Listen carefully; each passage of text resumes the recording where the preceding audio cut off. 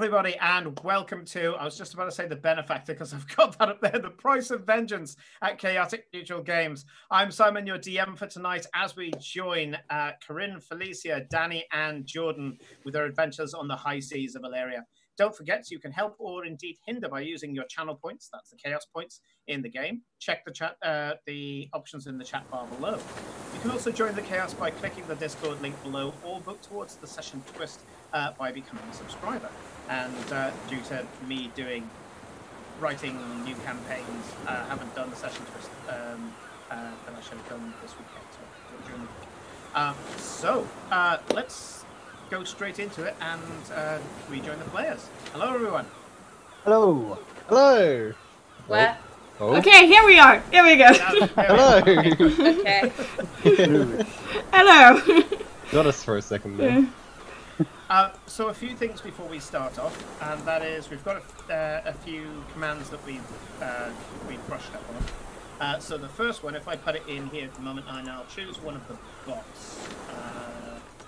Oh yeah, the D&D Beyond. Thank you, Hermit, for telling us. Yep. Yeah, I'll switch off the overlay in a second.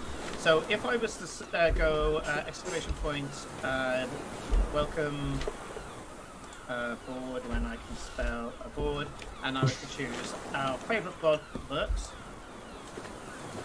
It says there, welcome Lurks to the crew of the Wayback under the command of Captain Keely Horn. You're now Pirate Skag. Tell us your character's D&D race and your pronouns in chat, and we will add you to the roster. Check out crew commands. At which point we can go to crew commands.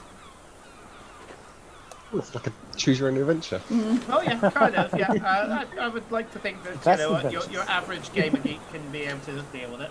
And so it gives a quick explanation of the commands, but it also has this little link.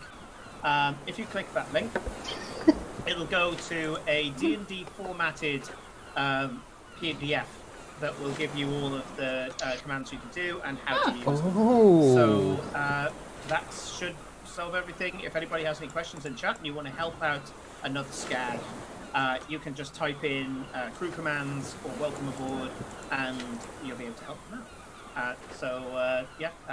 That means that we'll do it if we see it, but anybody, feel free to use that just to welcome anybody who's chatting.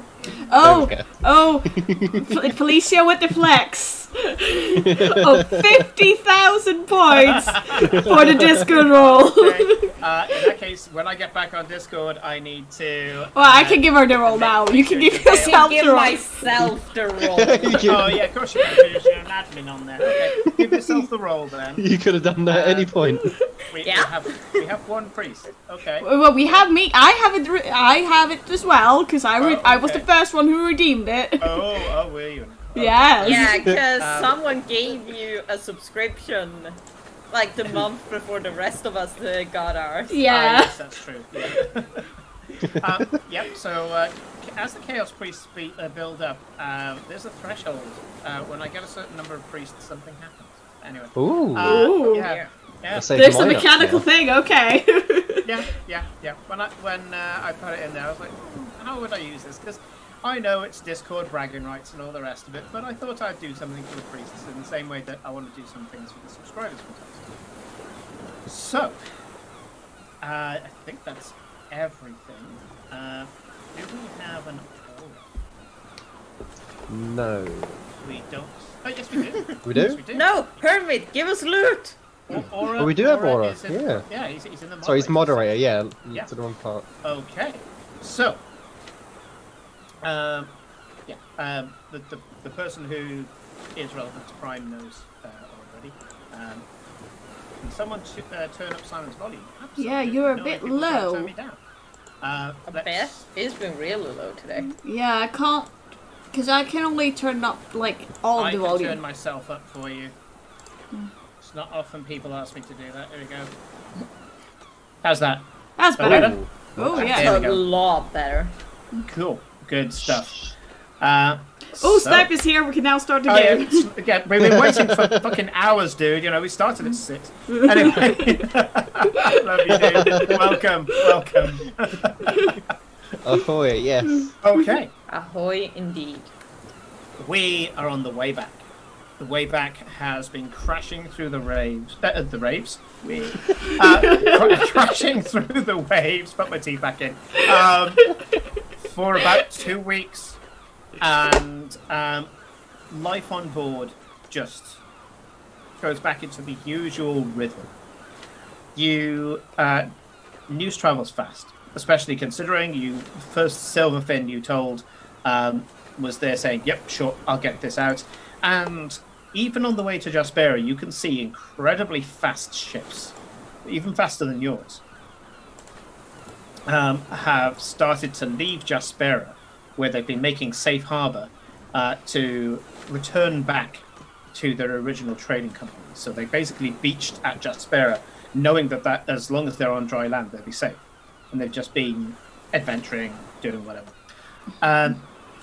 You guys meet a bunch of them, and they start spreading the word, and you start to get reports. Okay, I got something for chat for the raves. What's he do? Yeah. Thank you very much. Yeah. Good, Defrate. Take care of that doggo. Exactly. A ship dog is for life, not just for a mission. Well done. Yep. It's not just for a level. The people are going to get really confused. Okay. This is going to get really weird. I mean, it would be okay if I could somehow colour the waves behind me, and then that would make sense. But you start getting reports. There have been riots. There have been threats of war.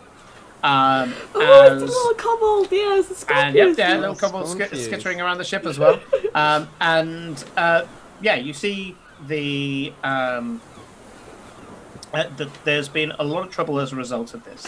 The hermit lost a finger too big. All of the tribes have been accusing each other of the shortages, and the Rosali have mostly been spinning a form of yarn, saying that they are making sure that some of the things are coming through using their magic. Some of the deliveries coming through using the magic. However, of course, they're having to sell everything at a premium. So at the moment, they are the ones that are even though they're the ones profiting and following the money, you would think it would be those that you'd have to blame.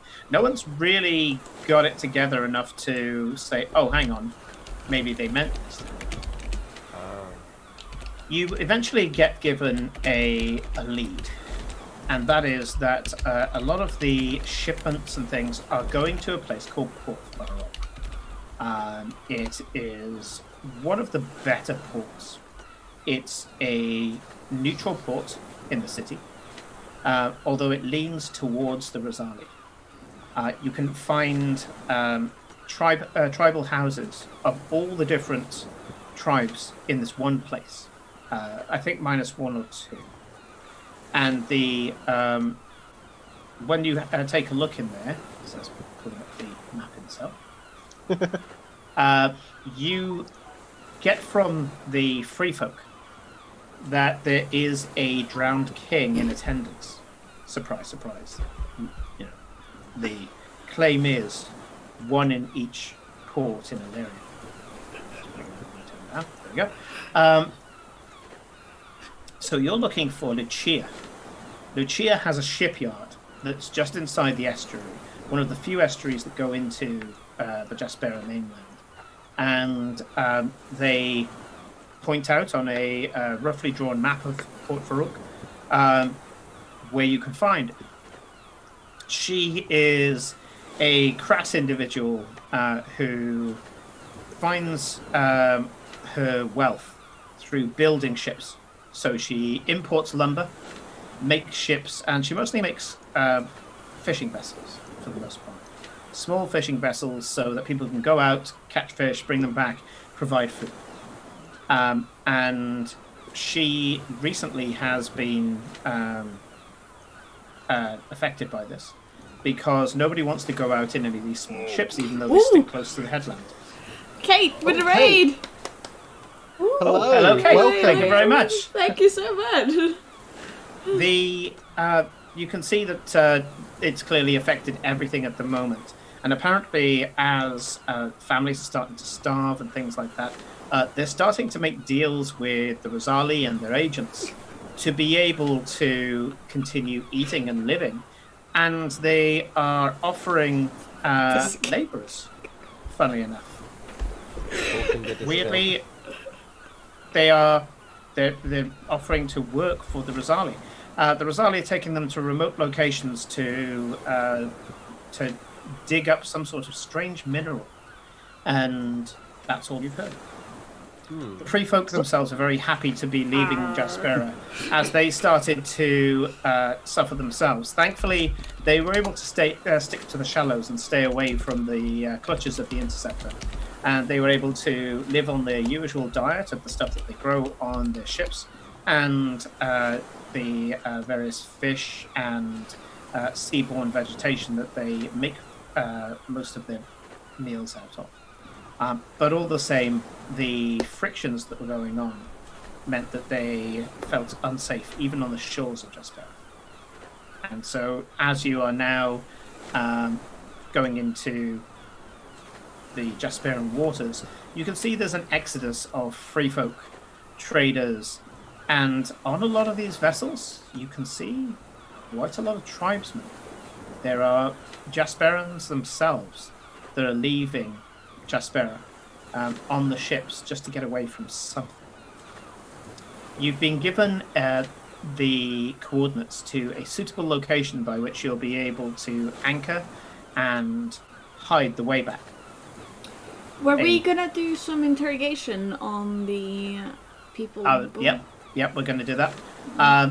And yeah, there's so with a suitable location, you should be able to row out and send a stealth force to go and find out more information and maybe get a lead on this.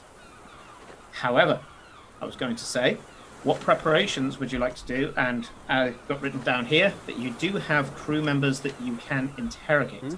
Most of these are mute or speak in a guttural tongue because they are so heavily mutated, but some of them can talk.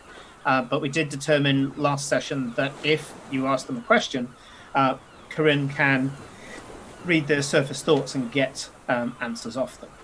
Yeah. So... Well, first, before I start reading their mind, because it is quite an intrusion, she's going to start with just a message spell to them, because that is just... That would probably be the better, but the more gentle one. Yeah. The sausage you can buy at Beck Demogorgon never go over. Even Sturge won't eat them. Want to go off. Even Sturge. Happily barks at harvest. This is so weird. Okay. So Please, guys, please leave Hermit's fingers alone. Oh my. Just let him keep the 4 he has left in his hand. Not too much. Ava will casually slap anyone who is looking at his finger with a spoon as she walks past. A wooden spoon or a metal spoon? Wooden spoon. Wooden spoon. Okay. Tasty, chef. Yeah. How many sailors do we have? Of the baddies have we captured? I think I said you had 7. Okay. 7 Didn't we kill one of them? Right. Oh at yeah, the end, it's 7 now. Yeah. Right. Makes Okay. us spook. Yeah. One of them had their neck snapped Yes. by Keely. by Captain Horn, Keely. and she just picked one of them up and just So snapped the neck. that was to make a display, wasn't it? Yeah. Yeah. Do we? Yeah. Do we have? Is there a kind of a standard procedure for captured enemies? Not for us, I don't think. It depends. Yeah. So, if they are pirates, there is a form of sea trial that can be done by a captain. Or if it's sensitive, if you have to kind of get another faction involved, normally you'll get 2 captains, one of them being preferably of that faction. But 2 captains are required of 2 different factions. if you're not reprimanding your own. Reprimanding your own, obviously, that's easy. As for the sailors of other nations, that's tricky. It depends on which faction you are, I guess. The Shacklemen have a code to work by, and so do the so do the Forsaken. So the Forsaken need to determine whether or not these creatures owe whether a debt of vengeance is owed upon them. Now there is a ritual that can be done that officer at level and above can do. Yeah, and that is that you simply ask you get a small noose. So you get a noose with the end cut off to an inch. So it's unusable. It's important. It's an unusable noose. You hold it by the knot. You hold and you call on the Shackleman to call on their debt. If you can make it rhyme, it's considered favourable. Okay. But you can just say, "Shackleman, show me this man's debt." You mean Gallman, not Shackleman? Sorry, Gallman, show me this man's debt. Then you slip the noose over their head, and you will get a sensation of how bad this person is. Are they redeemable? Because many of the people on your ship have had this done to them, and the Gallman said, this person can be redeemed. They should become Forsaken. At which point they were like, welcome to the fucking crew, mate. And then that they get pressed into service. If they are Reavers, and technically speaking, these are Reavers. Yeah. The procedure is to cut the throat and push them overboard. Oh, we cut their throat first. That's. I mean, right. Not much yes. better. But yes. Not much better now. I will start with one of the just one of the random ones. The ones that looks like they're slightly more muted in it and has been there the longest. I think I'm gonna start with because they probably have the most information. Shirin, Okay. Can you find out while you're doing this? Would you be able to find out whether they're amenable to intimidation? Yes. Whether they're scared and whether that's a useful thing. I could. I'm gonna start with just some normal questions before I dive into their minds. See how that goes. Okay. And the ones that looks... As the freight goes past Ava, she hands him a bag of muffins as a thank you for doing the good work. What kind of muffins? Are they blueberry? Yeah, of course they are blueberries.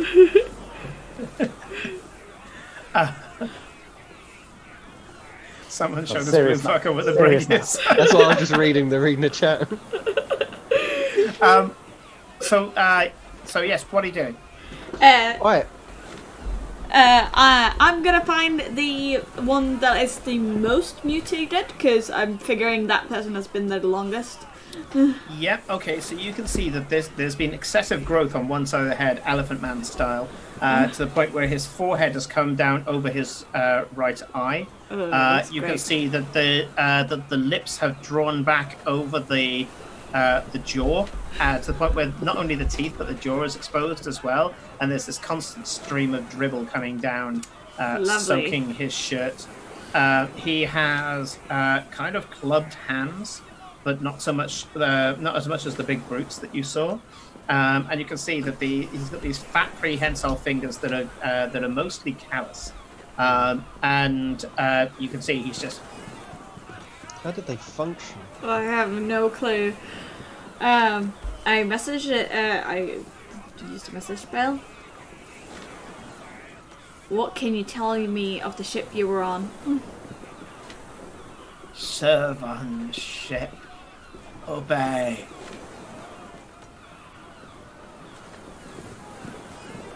Yes, serve on ship, obey. What did you do on the ship? Obey. Right. Much information. What was... where did you get the creature? Creature. What creature. This thing doesn't even know. Okay. I'm gonna go into his mind to see if he's... Doesn't look like he's gonna know Ava, much. you're much better at reading people than I do. Is he playing dumb?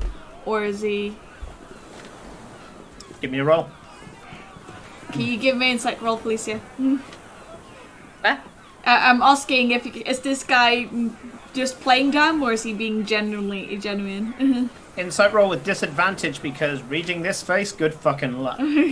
Yeah. Also, so can I check guidance. out whether I can figure out what his function might have been on? Blue board? dice don't fail me this week.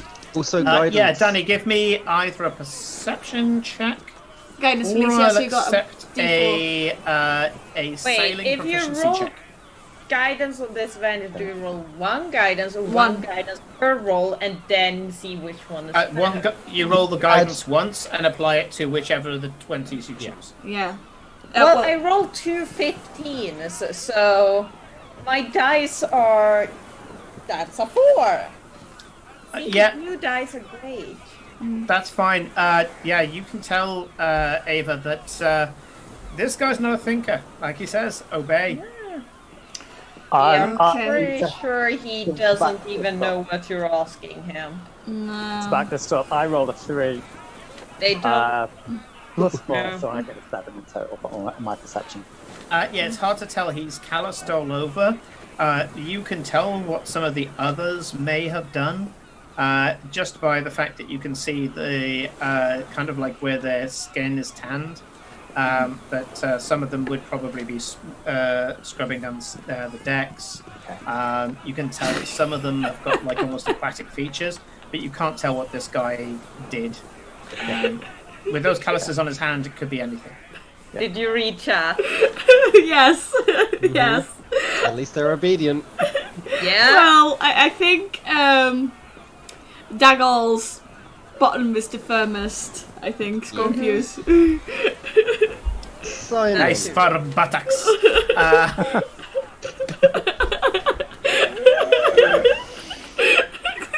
Oh dear, we're already spiraling. Yep. Simon.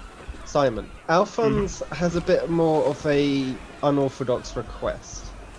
From the time of getting these prisoners, can he have one of them locked up in the brig? Just one of them. Sure. Okay, so the one I'd want is You gonna the one, do the thing we talked about? The one I want is the one that's most in between. So they're not the least affected, not the most affected by whatever's Sure. happening to them. They're in the middle of it. And if it's at all possible, I want to have been casting Cure Wounds on this fella every day that he's in this brig. To see if this has any effect on the prisoner. No effect. No effect. Other than persistent use of the spell, some of the calluses have cleaned up on his hands. Which one am I gonna give you?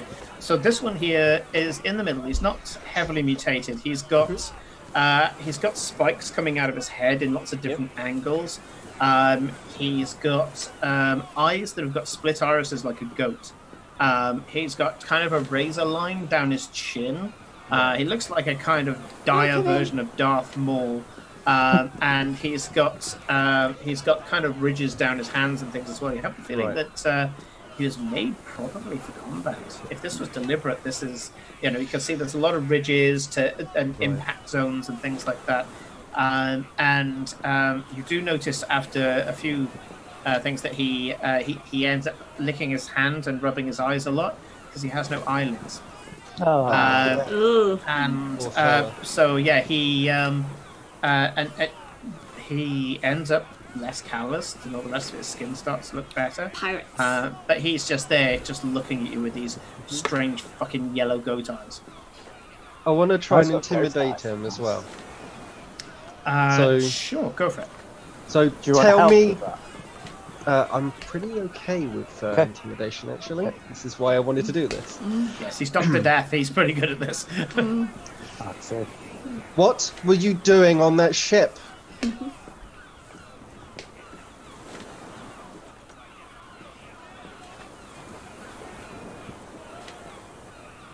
Can't talk. It doesn't tell me anything. Give him a pencil and paper. Maybe he can write. Maybe he's a mate. I doubt it.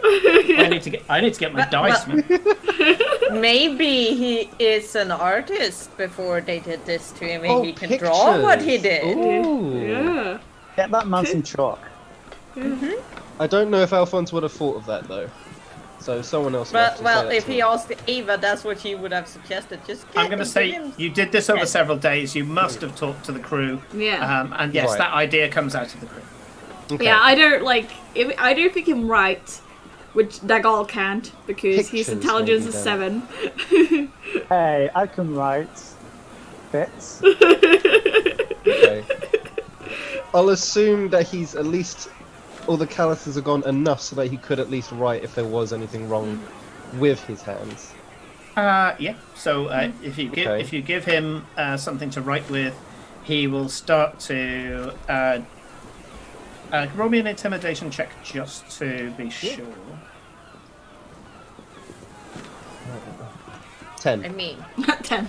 Okay. So with You with can the guidance 10, yourself. he I can't. he Can I? seems to Yeah, you can. of course you can. Yeah. Will you allow that? Yeah. Go on. Okay. Ah, Yeah, guidance. The guidance doesn't come from you; it comes from your god. So you can kind of go, "Oh, God, be with me," and then go in. 12 then. it's like Okay, so I mean, it's clear that he's not intimidated, as in you haven't put the fear of God into him, but he is made to obey as a default, and you Right. notice that he's not scared. If anything, there's a kind of disregard for his own life, for his own Just giving up. well-being, and he doesn't seem downhearted about it. He's just Doing his job. He's just chilling into it. It's like if you might kill me, you might not kill me. Either way, Singing I a don't give a fuck. song. And so you give him the stuff, and he draws a ship being boarded, with stick men, Mhm. and then he does another drawing of figures being taken off a ship and into a building. Ooh. Where is this building? Great. You're useless. What should we take him with If us you to listen to battle? our Lord, you won't be stabbed by a sword, or you'll be thrown overboard. oh, we do like rhymes on this ship. And then the dog is hauling along. Oh. Well, if we can take him with us to Jaspera, then maybe he can show us. Well, let's go. if you want to, I can have a look and see if what essentially Yeah. find out what he saw in the I think thing. this will be your job then, Sharon. Yes.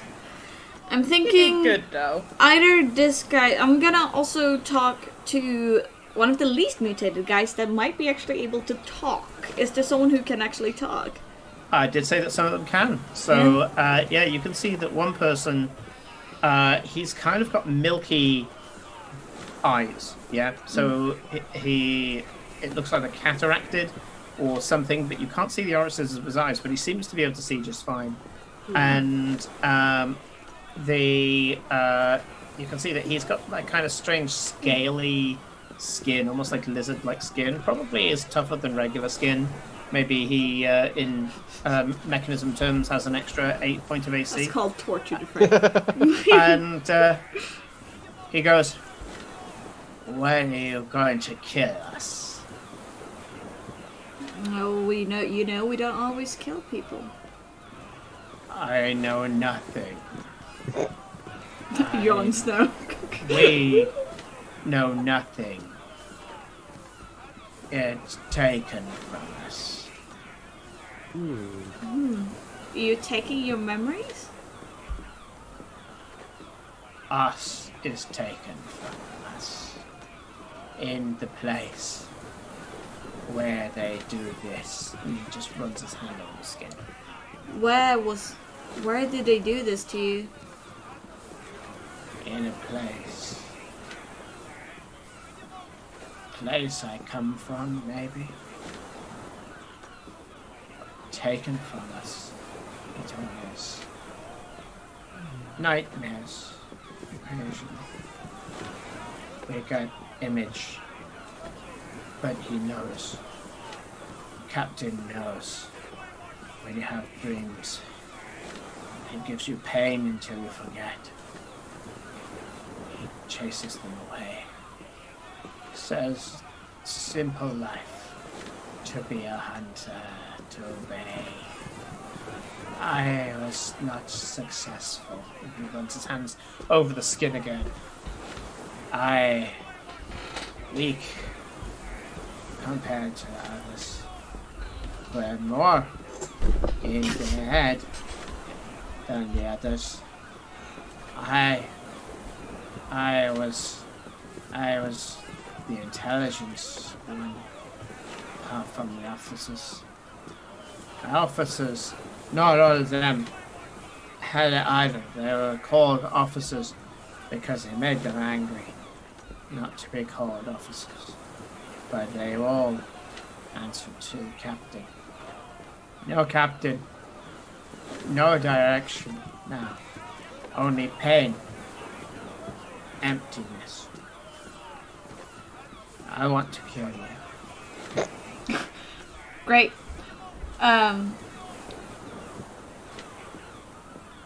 Someone Sure. did this to you. Yeah, these guys. Captain Horn. She's stood behind you, arms crossed, kind of mantling around you. You know, let's say she's a very large woman, and she goes, "Yes, spy master." These guys had no choice. They were themselves were taking away from them. Then more debt has been accrued. She goes up, takes the guy that you're talking to by the jaw, and he just looks at her completely passively. He thinks she's going to do another chicken snap, and she just looks him in the eye and goes, "But you didn't know to ask for vengeance, did you? How did the creature?" Did you know there was something beneath the deck? The ship. The ship lived. That's what we were told. Ship live. Keep it fed. Give it fish. Give it food that we get from those we kill. Pleasure from kill. Only pleasure. Kill. Bring captives back. I cast Detect Thoughts, and I'm gonna immediately push deeper into his mind. I will tell him that I'm doing this, so he can relent. He doesn't relent. I need to grab my dice. I just realised I left them on the table. Is this Yeah, he I'll be back in doesn't, 2 or seconds. does he can't? I don't know. Probably. But I can keep doing it for a minute, so he can roll saves for 10 times until. A little And if bit he on the side. still here. doesn't, then we wait until you do it. Can do it Yeah, again. I wish I can do 1, 2, 3, 4, 5 times a day. I get the feeling there's not that much mind to look into. No. Yeah, I rolled a 7. Yeah. Yeah. So, when this hits, he feebly resists. There's part of him that just seems to resist, and you don't know why. Because up until now, he's been perfectly obedient. Yeah. And as you're pushing in, there's this resistance that then breaks. And as you slip into his mind, you realise that there's an echo of something left over. Shame. There's an echo of shame. And you're into his innermost thoughts. What would you like to look for? Well, I want to look for the thoughts that are causing him pain, specifically. So, thoughts about shame. Okay. Yeah, thoughts about shame. Yeah, things that, because the other things are just gonna be generic stuff, but thoughts about shame, and also if he has any memories of the place, or where, and also where, when he was taken or taken from the place. Okay. So, you find some broken images, broken memories, that probably don't make sense to him. But then you have a lot of context. He doesn't. He hasn't got any context to even realize that his memories are his memories. Yeah. You can see a giant coiled golden snake that is in the middle of a carved out sunken temple. This giant inverted pyramid. So carved from the ground, carved down, step-like, and then in the middle of it, there's this giant coiled gold snake. Give me a history check. Ooh. Like an alive snake or part of the... No, it's a gold statue. 19 plus 1, dirty 20. Okay. Yeah, you know this to be a statue very heavily revered, and there's only one of them, of the Tenakahi, the giant snake tribe of Jaspera. They are peerless warriors, dervishes, fast-moving. They either dual-wield weapons or they use a weapon and buckler to fight. They're known to go into what is called the blood dance as they fight, which allows them, depending on what part of the dance they're doing, allows them different advantages. So they'll have, say, more defense, then they'll have more damage, then they'll have some form of evasion, then they'll have increased speed, and then it'll go back again. And they just keep going through the 4 or 5 steps of the blood dance. You know that the Tenakahi are very strict warriors of a particular code. They're not particularly nice, but they do follow a code. And you know pretty much everything that this poor creature would have done would have been against that code. If this creature previously was a Tenakahi, why else would he have those memories? Yeah, why else? That would be the residual shame. There's just something that's been drilled into him from birth that he is wrong, that what he's done is wrong, that he has fallen out of favor. And the one thing you know is that the snake totem that they fight under is unforgiving to dishonor. Dishonor is considered to be something that is... It takes quite a bit to get dishonored, but once you get to the point of being dishonored, you are basically swallowed alive by the snake. And that can mean a number of different things, but the tribe makes sure of it, that you are swallowed alive by the snake, whatever the fuck that means. And that's a kind of well-kept secret. And yeah, this guy's got shame. Deep, deep loathing for himself. Poor guy. I feel so sorry for these people. Yeah, but he's not aware of all this. He just knows there's a residual bad feeling at in the pit of his stomach. Yeah. So is there any memories about the place he was taken to that altered him? Very little. There's flashes of memories of being in the dark, of having liquids pumped into his body. You can feel the rhythmic pulsing of the pump, the feeling of something that's a different temperature to your own body being pumped into you. This was pumped into his gut and allowed to just diffuse throughout his body, and he would regularly vomit up some of this stuff as well. And that's the only memory when you kind of because bear in mind you're in a mind space here, so as you're there and you're kind of Google search laboratory or Google search experimentation or bad things happening to you. It's you kind of just drift into different mindscapes. Yeah. Can I also find out what was his motivation for like attacking? Was it just like obedience to the orders he was given? So being able to attack required him to be told to attack, but there's something in the very heart of what this creature is now that loves to kill. It seems that killing eases his pain momentarily, only to be replaced by a greater shame afterwards, of course. Yeah. When I go out of his mindscape and I turn to the captain and I say, I think previously he was a, what's the name of the tribe? Tanakahi. There's great shame in him, and there are images of the great stink statue in Jaspera.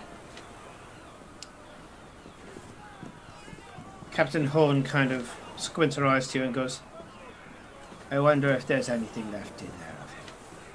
And with a gesture, a 15-foot tall golden snake appears on the deck. What? Most of the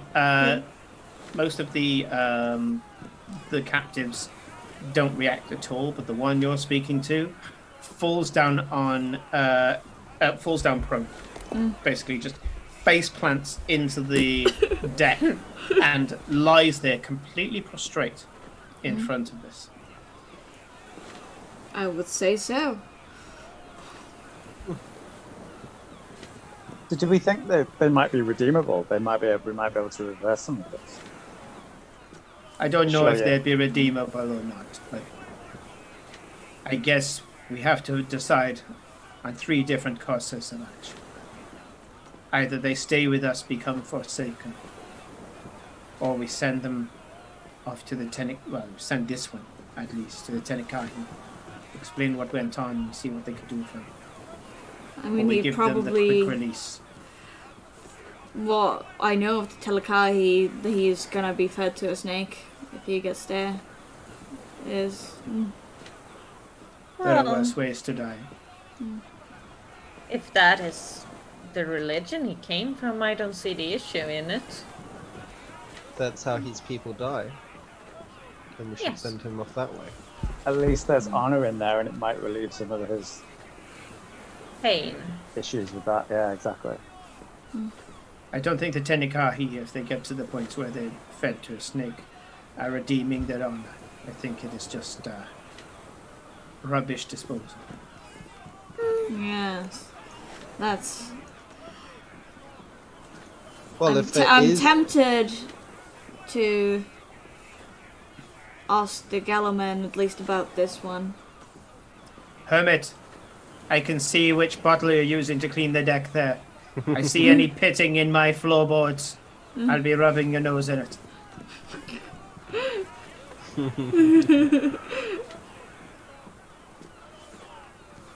I'm going to leave it up to you. Make the decision. Speak to the others. If any of them ask for a quick end, give it to them.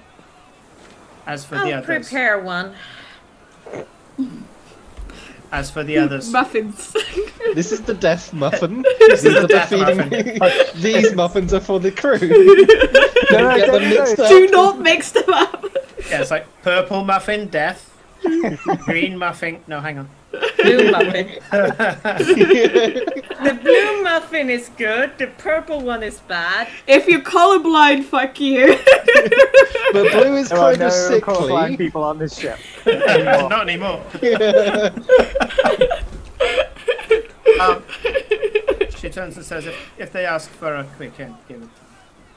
If not, and she reaches over to a spool of rope, pulls, big pumping arms, pulls off a decent length, and you can see as she just coils this really thick fucking marine rope into a hefty looking noose, pulls out her cutlass and cuts it off short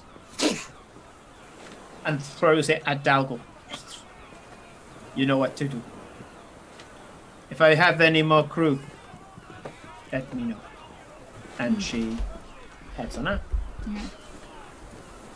If there is anything to redeem, then we should, as the Forsaken. That's kind of what we do. Yep. But if there's nothing left to save, though, we should leave whatever remains of him to where he belongs. Yeah. Can't do that with all 7 of them, though, can we? No, probably not. This one... I think this one has one more of the most chances. Though there's probably going to be a lot of work into it. But that's what we do, as you say. Well, Is it, though? Is it, you know... we don't redeem people. We simply do what has to be done. Oh, We give them the option to redeem themselves. Yes. well, sometimes you're forced on your redemption here as well. It's not always a choice. Oh, I'm not saying they're the ones choosing if they're gonna stay or not. I'm just saying it's Nukaroon, not who our is work. walking past with a barrel, goes, yeah, not everybody here came for redemption. Some people had it forced upon them. And looks around at you all, not looking at any one of you in particular, gives this huge minotaur smile, and with a tip of the horns carries on hefting this large crate out the way. I get the impression that none of them have the gumption, the consciousness This to go one, through a redemption process. Do you think this one does? he might do. Maybe if he's not on a ship that is teeming with that genetic altering material. Well, but the magic didn't work on them. We can't heal what has already been done. No, I can but only heal he's his shell. but he can't. Well, I'm saying it's not. He's not gonna end up like that guy. And I point to one with like jaw poking out. I suppose we can keep them from getting worse, but is it even worth it? Have any of them expressed a desire to just end all this? Well, first of all, I'm gonna. None of them have actually said so yet. One of them has asked, when are you going to kill us? But Okay. it's currently, I guess, an assumption. Yeah. Because that's what they would do, possibly. Yeah. They expect him to just be killed and thrown overboard. They're not Go, expecting go that. away, Bagel. Go away. Go to the freight. Bad We're bagel. working. These are prisoners, not food. Yes, prisoners. Not yet. We'll get that Yeah. soon. But yes, I'm gonna ask Dagal for the noose. I'll pass it. Yeah. Pass it over. And actually, I mean, I can do this. I will pop it over the neck of the Yeah. bird. Yeah. Which do one are it. you putting it over the head of? I'm putting it over the guy that. Well, I referred think Dagal was gonna do it. to- Yeah. Yeah. Okay. So which one are you putting the noose over, Dalgal? Should we ask for their name? If they have a name. Yes. Do you have a name? The one that can speak goes, no names. No, we don't get given names. Of course not. I'll call you Warrior for now. I will pop, as she calls him warrior, I will pop the noose ceremonially over his neck. It's There's not tight though, is it? It's just No. kind of hanging. No, Yeah, it's just it's a loose. loosely around the neck. So as he put it over the neck, the Galliman goes, the path for redemption for this one will be long, but it is possible. many things this creature and the man before has to pay for. But it is possible, or at least worthwhile, to die trying. Okay. It looks like we've got another crew member. Well then. Welcome aboard, warrior. Yeah. Prefer something else. Blue muffin! Here's a Green muffin bagel. and a blue one. Pick one. I serve here. Yes. I You will kill obey. for you. No killing for you yet. You Don't will let do him, what the captain commands, and if you don't, well, we wouldn't want that, would we? I obey. You're Good. What you will do make you? a proper name. Wait, what? I What do? think Scorm was correct. Let's call you Dave. Dave. No, I was gonna ask. Classical warrior. Warrior. My name, What is your name? Proud Dave. Yes. No, we don't let him choose his name, I could Ava. We have don't it. choose his name for him. He's not an animal. But he's Not a ours pet. now. No, he's not an animal. You're not playing Glory. I'm not playing Glory. Although, oh my god, some of the things that Ava is doing is making me think I prefer Glory.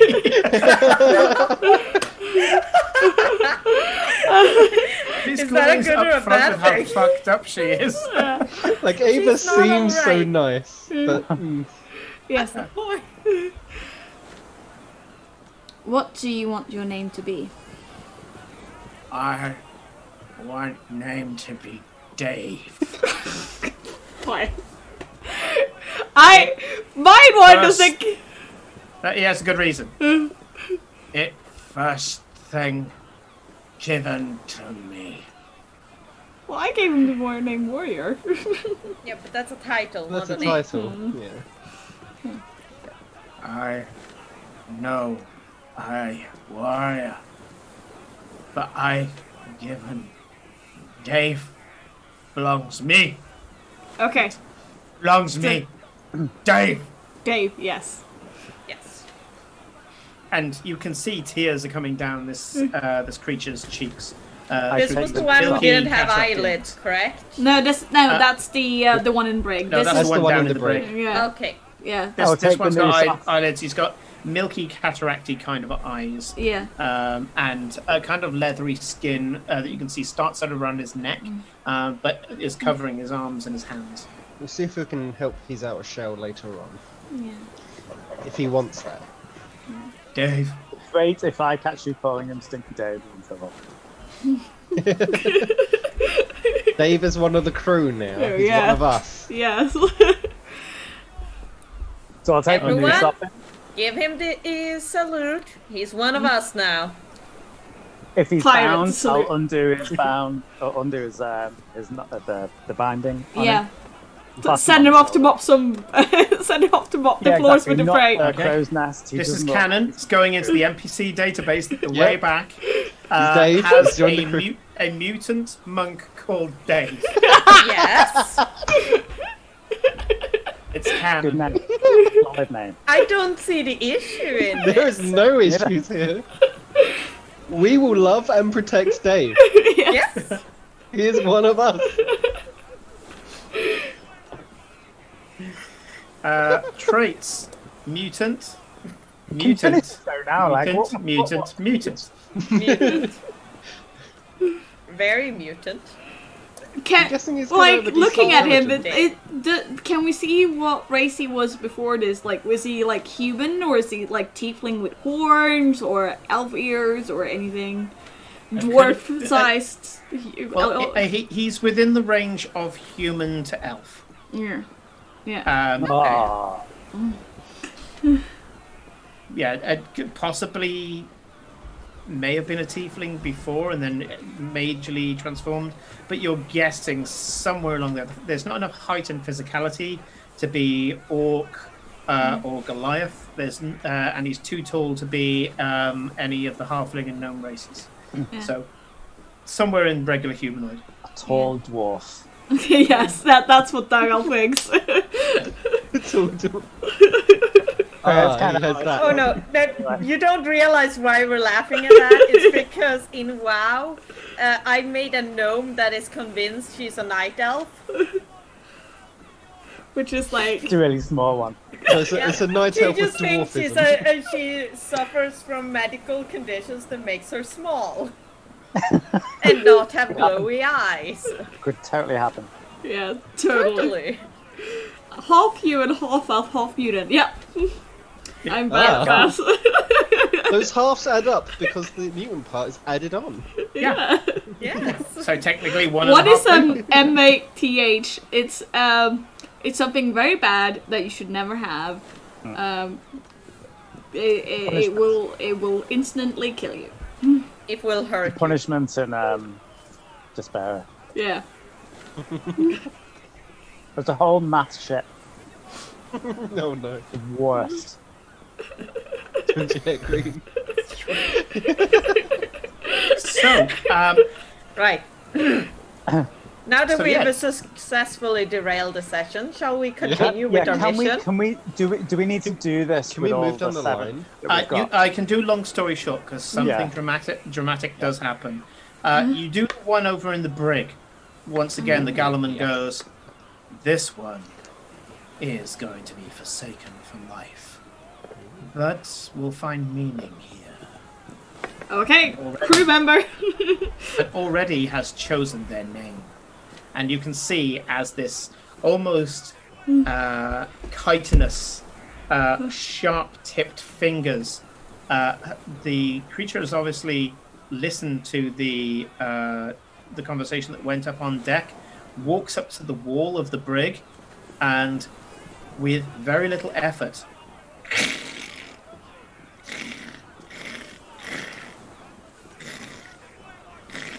and spells out the word razor. Okay. Sure thing. Okay, Razor, That's thank a you. really good name. And You'll be bricked longer for that.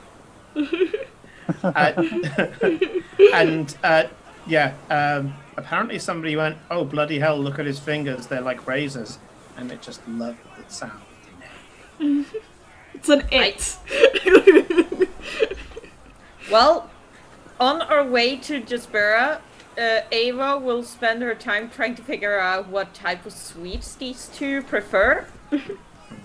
Yes. Any more that are redeemable, according to That's the thing. You put it over the neck of one of them, and magically the noose tightens to the point where it Shit. strangles the thing to death. Well, On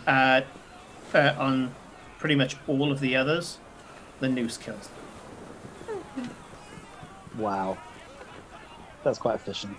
Regretful. You notice the noose works faster than other nooses. Hanging is a very long affair, especially if you get the drop wrong. I studied Pierpoint, and Yeah. the It's Pierpoint quite technique. interesting how it works. Oh, it's a fucking Nasty. it's a Horrifying grim art, but it's an thing. art. You do notice that it takes around about 3 seconds to kill each of them using the noose. Okay, so it's really humane. no. In comparison. Okay, well, I will. I think we need to worry about our kobold. Yeah. Yes. Shakes I'll go. It just goes nights before we find them. Yeah, you scuttle away. Yeah. I'll work with Good the first pun, mate. Organize the Scorn. disposal of those. It's not the first mate that disposes of them. You watch as Nuk Karun picks up the first two bodies once the noose has been removed and flings them about a good 20 foot off the ship. Oh, she's done this before. And made Oh, cannon. So, Nukarun is actually the brother, the sister of Sorry. Sandus. Yeah. Yeah. Nukarun is the quartermaster. He lugs around barrels and crates for a fucking living. He picks up these things and just yeets them off the ship. Anybody who looks like anybody who says anything along the lines of, oh, a bit more ceremony or something, he turns around and just glares at them and says, "It's between them and the fishes now." And will duck his fishes horns are known to not let food be wasted, so that's acceptable. I just hope nothing happens to the fish, Stephen. Well, you're not going to find much fish density in the middle of the ocean. Oh, not the normal fish. Dave gets his shackles taken off him, and Razor is let out of the brig. They look as if they want to murder you any second, and when they look around as if they're supposed to be fearsome, you watch as the Forsaken on board the ship are like, "Yeah, we're all killers, mate," and they look at them as if to say, "Go ahead and fucking try it." Within a couple of days, both Dave and Razor calm down to the point where it's almost like they've been on the ship for months. They are seen hauling rope, trimming sails, running up the rigging, and you do notice that Razor actually is a dab hand with a chisel and axe, and is quite a handy carpenter. Nice. Useful. Alphonse Razor. would have been Mutant sticking around with carpenter. Razor as well. So, We give him like a spray bottle with a Mr. Seek and Mr. Ice. any So we've got mutant monk and mutant carpenter. That's a good class. Yeah. So, any other preparations? Because if not, we are going to go back to the present day as you go into a bay that's a few miles down the coast. Prepare those what's it, poison? Sleep mushrooms. Yes. I want to prepare those Yes. into like usable doses. And a stag also had some of that. I think it was What would you Yes. like?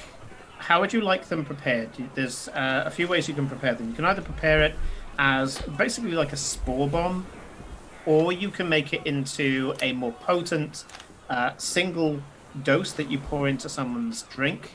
Again, you're a druid, so as long as you turn into something that is prehensile enough, you'll be able to pour, which does include things like dormice, for example. Dormice are really prehensile. You could have this tiny little dropper bottle, probably no bigger than this eraser. Yeah, it's a blue tack on it. But yeah, no bigger than this eraser. You could make a tiny little poisonous bottle, of which I'm going to say you have a few. That you can, even as a dormouse, just kind of go, right, I'm going to put this down, because don't transform with me, turn into like a dormouse or a rat or something like that. And you can probably carry it in your mouth, and then just about have enough prehensile grip to be able to pour it into food or whatever. So you can either do it as an ingestible poison, or you can do it as effectively a douse bomb. And the douse bomb will effectively be a 5-foot splash zone. Well, according to the notes I took, I'm supposed to have 1d8 dosages. I would like to make both kinds if possible, like have some of each in case the situation demands it. Okay, so first of all, let's find out how many doses you are going to have. One. I need you to... well, we're not going to roll yet. So first of all, I need Felicia to do me... Is it herbalism that you've got? Herbalism and cooking. Okay, give me a herbalism roll to start What's with. herbalism roll again? I'll do a guidance. So as it well. depends on what you're doing. It changes the attribute changes. For this, I would like it based on your wisdom. So because it's based off survival. Guidance. So basically a +7 check. Plus guidance, Jordan said. So I would be around to watch this, because this would be not exactly related to me, but it would be similar enough. It's altering people's states. Yeah. So I'd be around. Oh yeah, and Ava loves having people around while she does stuff. Just talking, chatting, chilling. Okay, so that was not my best roll, but a 13 plus 7 is 20 plus 4 is 24. That's pretty damn good. Okay, crewman Scornfuse, can you roll me a d8 by typing in !D8? And Oh, no. 5 seconds after he does that, crewman Hermit, can you also do the same? Ooh, a 6. 6. Good. You rolled high enough, Felicia, to have this with advantage, basically. Ah! So are these two like kitchen bitches? Yeah. They're currently on kitchen duty, yes. Yep. They are. Sorry, sous chefs. Oh. Sorry, sous chefs. I was not expecting that. Can you do it again, Hermit? 1d8. It was just a little too fast. So if you can just type that in again, Hermit. Yeah, it's like some of my relatives in the force, in the police force, they used to call the special constables hobby bobbies. Yeah. I love the things that come out of their kitchen bitches. My God. 4. Okay, so Hermit got a 4. So we're gonna go with Scornfuse. Yeah, you got 6 doses. Now you have to declare it now. How many of those doses are ingestible, and how many of them are bombs? Wait, how many did you say I got? 6. 6. I will make... Out of 6, I'll probably make 4 bombs and 2 indigestible, because I will give 1 bomb to each party member. Whee! Mushroom Okay. bomb. Sleep bomb. Very smart. Yeah, sleep bomb. In case we run into trouble, you can put everyone to sleep instead of fighting them. Okay. I know so- that sounds boring, but No, that sounds great. That's great. Kitchen duties are for ladies. Shining your cannonball really does. good job, Defrayed. Shine those balls. Shine those balls. Polish and balls. Dave wants Okay, to so- see his name in them. Yes. Face in them, I mean. Yeah. And 2 ingestibles. What's your spell? What's your modifier? You said +7, yeah? Yep, on survival. Okay. So that's DC 15 Yeah. for these. It's the same as my spell modifier because I'm a wisdom person. Yeah. So DC 15 because it's always 8 plus blah. Plus. Yeah. Okay. So 4 sleep bombs, 2 ingestibles. Wait, I need to turn my page and write that down. Fuck. Yep. So it's con save DC 15. 4 sleep bombs. Mm-hmm. 2 sleep potion. And you said sleep bomb is 5-foot radius. Yeah. So a 3x3 square if we had a map. 5 feet. Within parentheses R for radius, and then what was the saves? You said? So on all of it, because I'm not going to bother doing the sleep spell bullshit, it's a con save DC 15. Con save DC 15. I'm going to say with the dose that Hermit got, and the fact that Hermit, who himself is an alchemist. Following your example, Hermit can decide whether they have a bomb or an ingestible. So make the decision now, Hermit, and write down whether you have a sleep bomb or an ingestible. And when it gets to the skags part of it all, you can use it in combat, or for ingestibles, you can just slip it into someone's drink. Okay, Hermit, Cannon, you will have a sleep bomb. Yes. I think this is a really bad idea. No, it's not. This is a great idea. This is a Nothing can brilliant go idea. wrong. What are you talking about? Yeah, give the viewers consumable magic items. That can never go wrong. Yeah. Yeah. Well, Hermit already has too much power. Okay, so yeah, you are unless there's any other. By the way, Jordan, wasn't there something you were gonna do other during our long rest? Oh yeah. Prime, are you there? Yeah. If you're there, drop something in chat. Let us know if you're here, Prime. We have a thing. Oh, I know what this is. Yeah, Okay, it's here. Okay. In that case, Jordan, go ahead with your scene. Right. Prime, you did a great job the other time when we were fighting the The other captain. day. Yep. It was a while ago now. That's not important. Then Alphonse will sort of open up his robe a bit and pull out a gun and throw it towards Prime. I can't remember the exact name because it was you said it was like a witchlock pistol, but it had a different name. Yes. The actual name of it. So this one, these I think were. Did I decide on Grimlocks or did I? I think you said Grimlocks were copyrighted. Yeah. No, Warplocks are copyrighted, so it's a Grimlock. Right. Yeah. So Prime Alphonse pulls out a Grimlock pistol, and puts it in front of you. Yep. Wait. No. Twitch just fucked up for me. I'm gonna reload and see if we're still here. Yeah, we are. Here for according me. to me. Okay, good. That Okay, was... it's just you. That's cool. Yeah, I just and- saw the crash message and was like, wait. I was like, no, so- we're not dropping frames or anything, so we're all good. Can we have an explanation, Alphonse? Explanation of the gun. Yeah, because you sent the other one away. Right. Yes. The other one is going to be studied. We're going to send the other one away to. As I check my notes because I can't remember the name. Going over Latest to name. Bloodwind for study. Yeah.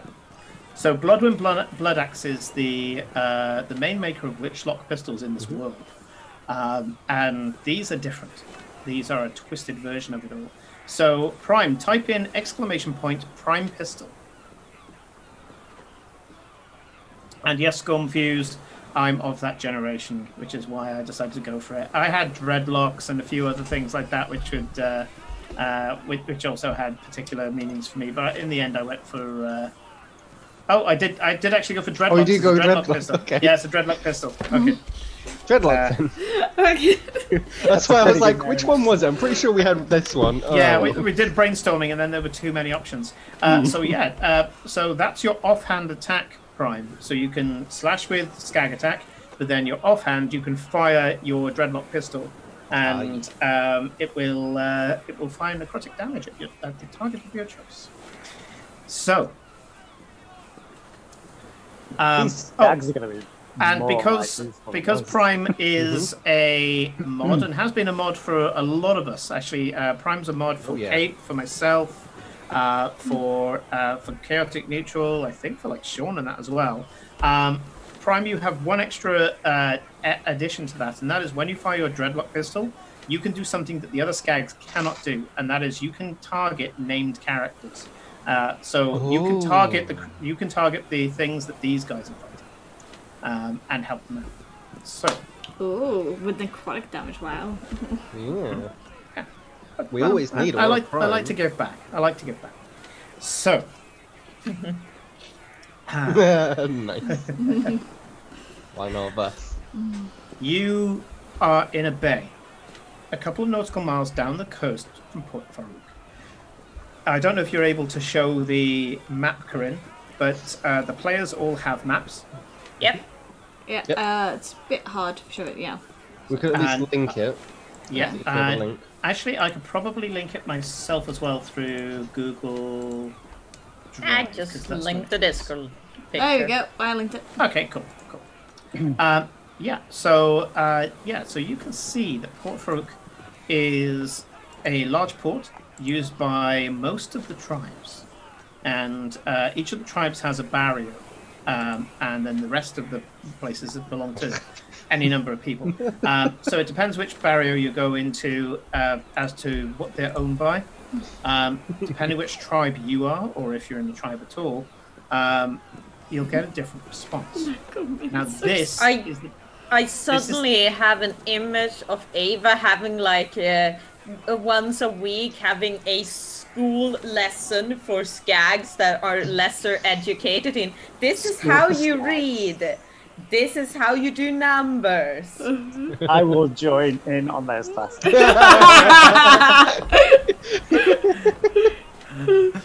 just making sure they're standing eating in his line. pencil. Just making sure everyone else is behaving. That's what you're doing there. Sure. So yeah, you guys have to infiltrate this town. So I've given you a town. You can see that it's fairly open. The only thing that divides it in the middle, which could provide some sort of logistical problems, is that there are only 3 bridges that cross the river. Now, you can swim through the river, but then you have to try to pass yourself off as regular folk who are sopping wet themselves. And this place, it doesn't rain all that much. In fact, rain days are celebrated.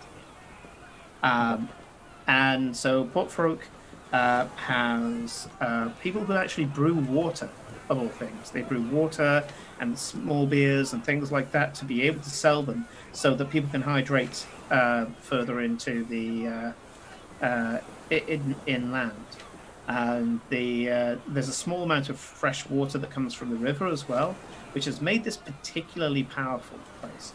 Now, the reason why I have green zones on this is that is the only greenery you'll see. And they very rarely use it for anything ornamental. Even the palace will pretty much have orchards. And that's where it will go, because you'll get it back in terms of rehydrating yourself through fruits and things along those lines. Everybody who can get access to a green garden here is probably of the upper class or very, very rich merchants. And there will be some form of lusciousness to it, and it will be used. Everything will be used. So, this is a town where everybody looks at everybody else. It's not a place where there's any level of complacency. When you were in Khantoum, as long as you looked like a warrior, everybody else would turn their head down. Now that you're here, everybody will be looking at you, and everybody is ready to fight. Fights break out regularly. They're normally broken up by the guards. The only reason that there isn't almost constant infighting here is that the guards are hired from outside Jaspera, and they have been told, basically, break up fights and kick the ass of both sides. Consider them to be relatively high level. Yeah? So the guards are dangerous, everybody else is up for a fight, and everybody suspects everybody else of something. It's a dangerous place to be. Sounds fun. You have got to come up with a plan to get in there, and you need to start getting dirt on the Rizal. Now, the good news is that you will be able to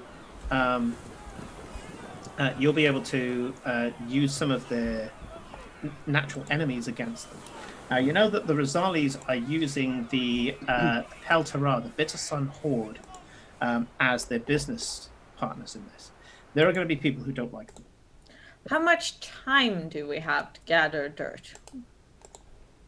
Any amount of time you want.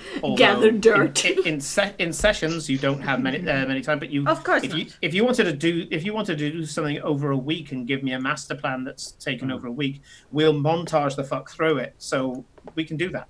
We can absolutely do that. She means actually picking up dirt. You need to collect lots of dirt.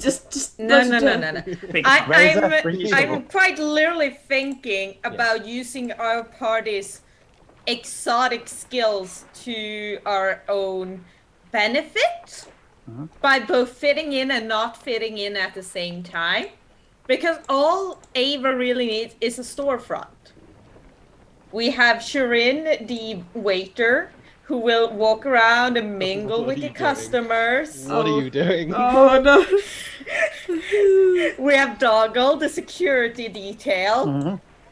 And we have Alphonse, who is the friendly guy who just walks around helping anyone he can help and just talking and making friends, you know. Dalgol doesn't look friendly at all. Don't forget that you also have your friendly neighborhood skags to fill in for anything else that you need as well. Yes. You know?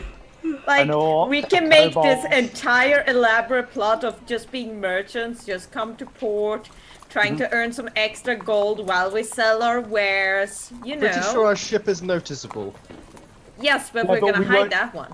Yeah, exactly. We're gonna come aboard on a small ship, right? Okay. Yeah. And do we have small ships that are small enough to come down the river? We have gone on a rowboat. You've got a skiff and a few rowboats. So yeah, you've got something that could come down. Nobody's going to believe you're a merchant if you turn up in a skiff. They'll know that you've come from another ship. But you can, if you want, intercept one of the free folk ships. Oh yeah, and just ask if we can borrow it. Yeah. Okay. Yeah, we'll wait until. Didn't we save some? Can't we clock in on our little favour? Oh yeah, yeah. The free folk will happily help you at any time because you guys are their protectors.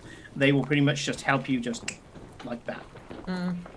Yeah, because I'm thinking that if we can just blend in as people traveling through and just like maybe drop some hints like, oh, those guys wouldn't let us in that port. It's so annoying, you know.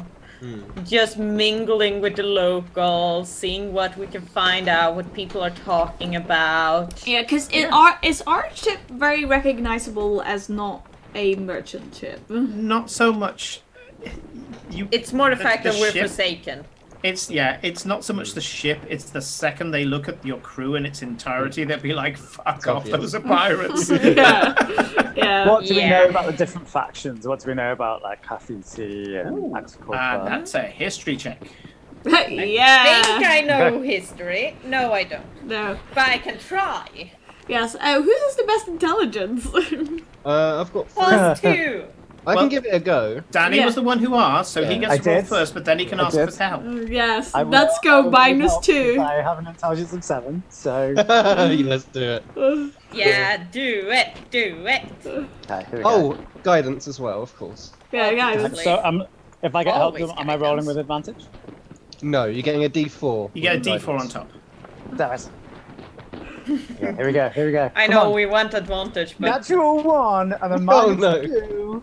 It's -1. 3 is 1. Okay, so you think you've got it. You think you've got it. As this stuff comes out from Dalgol's mouth, and he's regurgitating all this information about them all. yes, the freight. I'll take those books off you. Here, have a bag of bagels. I made some extra yesterday. Oh yeah, we had a bunch of old books that could be on any subject. You mean the freight? Yeah, the freight had a bag of books that could be on any subject. You guys know that Dalgol is now regurgitating information from effectively a saga, a fictional saga in this world. Basically the Game of Thrones of this world. And he's telling you the full fucking plot line with spoilers. Dalgol, that doesn't sound right at all. That was a book. Yeah. I met the lady who wrote it. It can't be a book. I haven't read a book. Yeah, you can't. Dalgol, she wrote it like 200 years ago. I must have seen a play. Yeah. Probably. Yeah. A drunken rules. Yeah. Or you heard it while you were drunk and now you're convinced it's real. More you're saying. It happens to the best of us. Yeah, the other thing, actually, I do hear this voice in my head now. I'm recalling this information. It may have been a bard.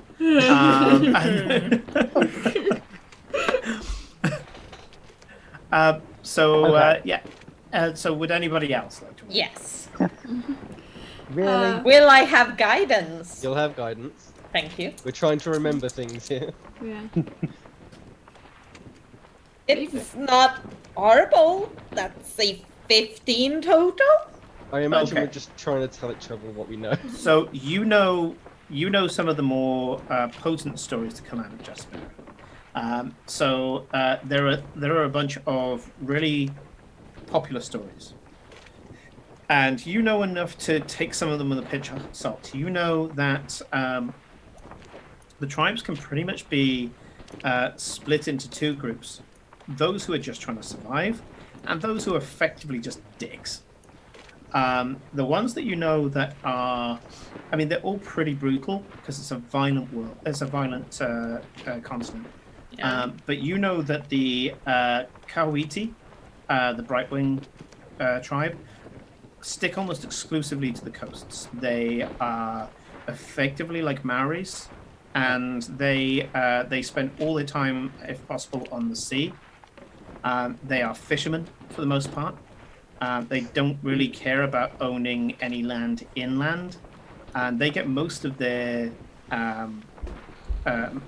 they get by most of all by just trading with the other tribes. So they're kind of neutral. They're kind of Switzerland because that's how they've fitted themselves. Kind of Switzerland. I'm sorry, that just cracks me up. Well, in that they're neutral. Yeah, nobody pisses them off.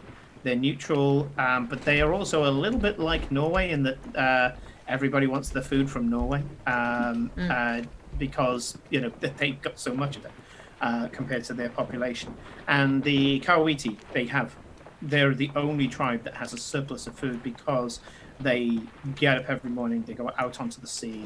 Some of them even live in kind of like floating sea huts that stay close to the water because a lot of people in Jaspera cannot swim. Mostly it's the Kawiti that can swim, so they use that and have used it for generations. The others that you know about the Kawadir. So the Kawadir are the Steel Sisterhood. They are miners. They are matriarchal for the most part. So there are male members, but it's the women who rule. They are known for their armor. They tend to make armor that is minimalist, and I don't mean in the bell fucking way. I mean that this is proper duelist half plate, so that they can wear a form of plate that means they don't bake in the sun. Their plate is normally covered with some sort of cloth to stop the metal heating up. And as I say, it tends to be a duelist's half plate. So half plate normally is that it just covers certain parts of the body that are typically hit. A duelist's half plate is more heavily plated on one side than the other. So they are mostly duelists. Yeah. Cool. So they're mostly duelists. And again, you won't find many two-handed weapons in this. There are some that there is a particular tribe that prides themselves on it, and that's the Twin Axe tribe, the Axe Kupla. They have two-handed weapons, but most people just have one-handed weapons because forging steel and stuff like that is even though they have got a large amount of steel here. It takes a lot of resources. And also carrying the fucker around. If you're going to be dehydrated, trying to carry around a great double-bearded axe is not useful at all. And normally you have to carry your pack and all the rest of it, so they tend to use that. So that's the Steel Sisterhood. And they are kind of like desert Amazons, I guess. But peerless smiths. Very, very keen blades. They are very famous. The bards like singing about them, but a lot of the things the bards say are either fucking scandalous or completely wrong. I don't agree. That is bards in a nutshell. Don't agree at all. Bard stories are it's all true. It's all true. All bard stories are canon. You know about the Bocabre as well. The Bocabre are a former slaves. That weren't freed by the Shacklemen, although the Shacklemen do talk about them. Voice of Freedom tribe. And they turned around and killed their masters, basically. And by killed their masters, committed genocide on the tribe and pretty much overnight killed the tribe that owned them and took their houses, their possessions, and it was weird, just like, you'll be like a trader. You'll take like a 3-day journey to one thing. You'll go back and everyone's fucking changed. And that's how quick it happened. That's pretty famous.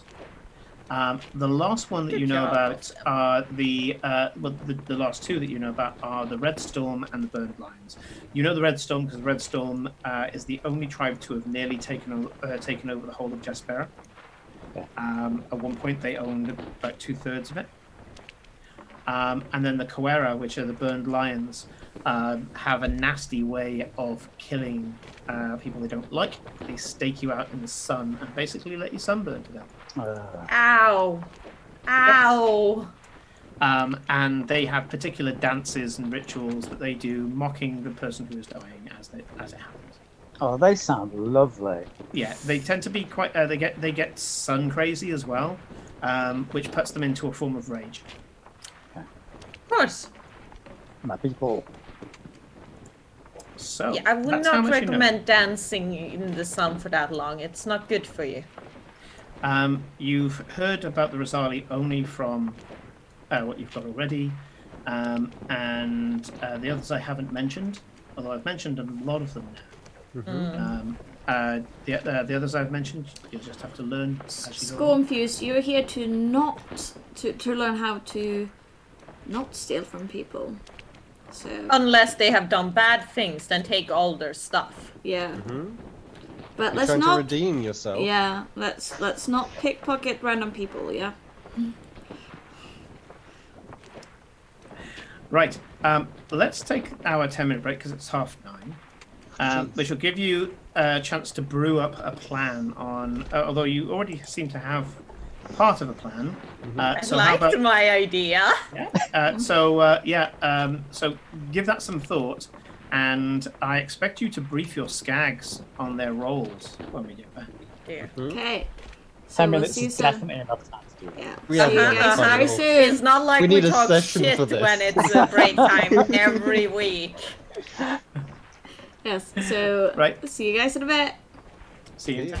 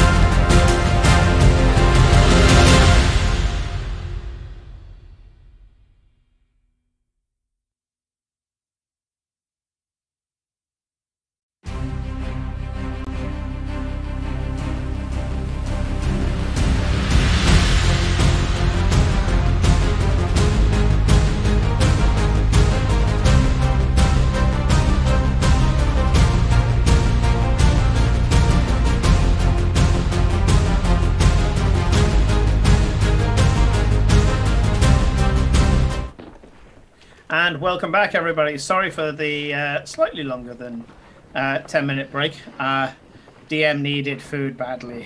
DM needs food. Yeah, the DM has bites a really long. Munching. Yeah, I'm starting to get used to cycling 14 kilometers, which will soon be a daily thing, but yeah. Well, 11 kilometers daily. It'll be 11 kilometers daily unless I go and visit my daughter, in which case it'll be 14. So You can have cards like steel. I've already got those. Yeah, you already got calls for steel. Yeah, I've got the weirdest fucking body. I swear to God, I feel like a velociraptor. Not velociraptor, fucking T-Rex sometimes, because all my muscles are in my legs. Yeah, and then from the waist up, I'm useless. Every day is leg day. Yeah, well, that's the thing is that I've never driven a day in my life, so yeah. Oh, hello, Dragons in the dining room. Oh, Dragons is back. Hello. We now have, hopefully, a well-honed plan. I was listening in, thanks to the wireless earphones, to you guys deliberating over break. It's such a honed plan. Oh yeah, It's not something I had this idea of and then I just ran with it and everyone else was like, yeah, let's do that. That's We've as been good as discussing any. it all week, actually. Yes, of course, permission to be on board. Welcome aboard. We didn't discuss Ahoy. the skags we're bringing along in full detail, though. We said who we so- want. Obviously you can't take every skag, but I'd say about 4 or 5 with the plan that you've got in mind. But first of all, let's go over the plan because it's become a lot more complex since before the break. Yeah, oh yeah, it has. Once. Okay. So we're gonna kind of rendezvous with the free folk first of all. Yeah. And find like a civvy ship basically that we can go on basically to get into a port. Is there one docking point? I mean, there are docks in Port Farouk. That's where it's a port. Okay. I mean, you stop a couple of free folk ships. They're very happy to flotilla up, just kind of grapple with you, except instead of being a boarding action, you temporarily become like a floating village. Okay. And the captains, which are normally like the head of the family, so you end up having a bit of a meeting on one of the decks of the ships, and there's one guy who's quite old. He's got like a permanent suntan now because of being on deck. He's got a long beard that comes down to like a sternum. There's another free folk captain, and she's quite clearly the matriarch of the family. You can see she's got kind of calluses on her elbows. Again, kind of like hench fucking muscles from a lifetime of scrubbing ships and raising kids on the sea and pulling rope, and a couple of others as well. Raising kids, you mean skags. I understand. No. For free folk don't have skags. They're not pirates technically. They are the free folk of the sea. They're just Have names. the free folk. Yeah. And they are all there, and one of them steps forward, and it's the guy with the long beard. And he goes, "I wasn't coming out of Port Farouk, so they won't recognize me coming back. I can take you in." Perfect. And you can see as his first mate, which seems to be his oldest daughter, glowers at you. She does not want to go back to Jaspera, and she was like, "Oh fuck, we just got away from that place." And she's not at all pleased. I will offer her cheesecake. Ooh. How did you make cheesecake? Oh, okay, I'm not even gonna question it. Magic. Don't ask. She calls it cheesecake. It's probably fine. Yeah. It's like, I can make cheese out of milk with magic. It's like, yeah, but where do you get the milk from? Oh yeah. How is Raid on not gone another off? ship. We have a dog. Yeah. Oh, No! Bagel, no! Not the Moving bagel. on. So what's the free folks captain's name? This is where have I got it here? You need a goat. He is. I want a goat. We could have a goat on board. I mean, that wouldn't be Chaos. too hard to take care of. Samwise Noakes. Samwise Noakes. He's a little halfling guy, and you can see Scorpius, I don't actually, want to know seeing what as you've that asked, milk is. you can see by the calluses on his fingers. You have a feeling that he's been a bare fist fighter, a portside bare fist fighter at some point in his life. Just again, you don't need intelligence for this. You've seen that shit. You're like, I know what you've been doing. And yeah, he's a free folk captain, and he just we can take you there. We can take you there. That'd be great. Okay. And once we get there, are we staying together, aren't we? Yeah. Like, Sort of. For now, Yeah. sort of. Yes. I've got to warn you, I've got no cargo to speak of. Oh, don't worry. We have some extra that we're gonna use. Okay, no, that works. That works. Yes, if you can provide the cargo, because that'll be the first thing when you port. They're going to be saying, you know, where's the food, where's the rest. We did have grain when we first came this way, but you know, we sold the whole lot. I mean, at a price as well. I almost felt bad selling it for what the going rate was, but the going rate was the going rate. You know, I guess that's how it works. Sounds like they're really good there. Yeah, it's not good.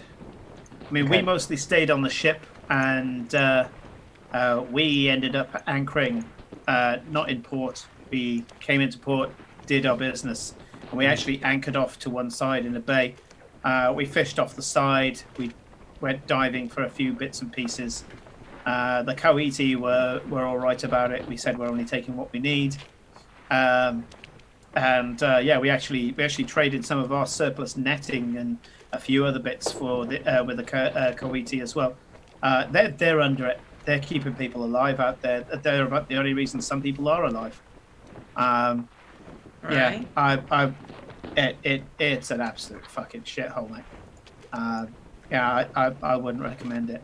But hey, you got to go in, right? Forsaken, and. He says it as if he knows what the Forsaken are for, but you're not entirely sure he does know what the Forsaken are for. He just knows that you guys are badasses and you don't fucking argue. It's a good bluff. Yeah, it makes sense. Yeah, we have some of the South Meridian Trading Company goods, so we're going to stock their ship with whatever we have there and maybe erase the names on the fronts of the crates. Said, we no, wouldn't don't need bother. to do that, would we? No, that's We have the documents for it. Yeah, this is Oh, all true. ours. They won't even give a shit about the documents, mate. They just want the goods. Hey, if there's food in there, they'll take it. They won't ask questions. Beef jerky and the finest pickled herring. At least. Amongst other. They'd eat dried mushrooms straight out the box, mate. They really would. We'll take any cooking Not even ingredients with cook us. them.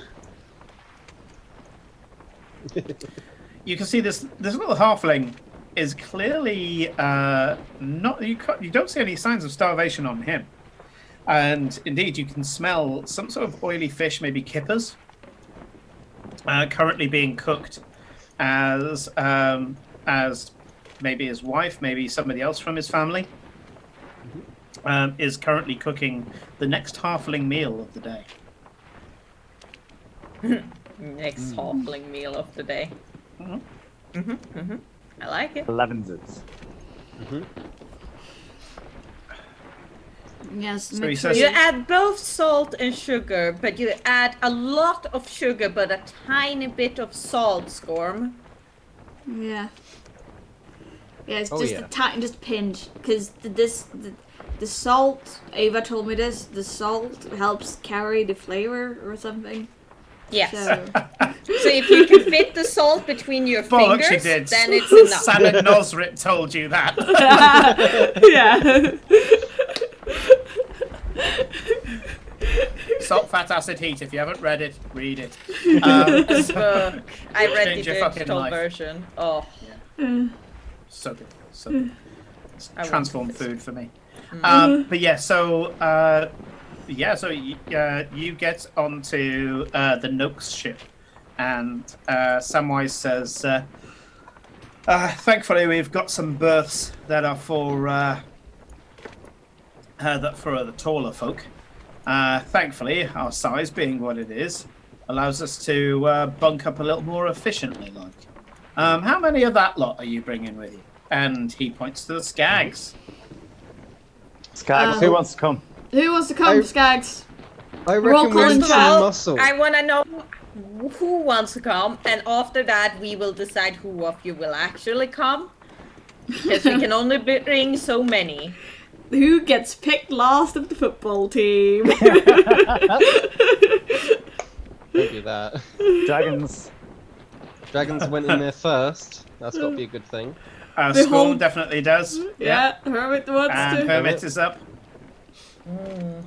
Anyone else? Anyone else? Does the Frank want to And come? Prime. There we go. Aura. There we go. Yeah. I don't think Aura came on the last one, so that's one. Aura wasn't here last time. No, Okay. neither was Dragons or Scorm. Okay. Let's say the Freight doesn't mind. The Freight might Okay. like. The Okay, Freight so we might got- want to Might shine. wanna stay back this time. Yeah, and the shine cannonballs. Yes, well- shine well, all the Storm. cannonballs. I want to be able to see my face in them when we come back. Yes, I don't trust putting Scorm alone on the ship. I much rather leave. Well, Freight. you've The got captain you've is got still on the ship. Keely, Yeah. Nukaroon, Hundus. You've got a few of the officers left on the ship. Yeah. Yeah. Last time I said I want to stay and got picked first. I was yeah, you were. You were. Yeah. Okay, Yeah. stick with 4. Should we stick with Hermit, Scorn, Prime, and Dragons? Yes, Sounds that good to sounds me. good to me. Yeah. Okay.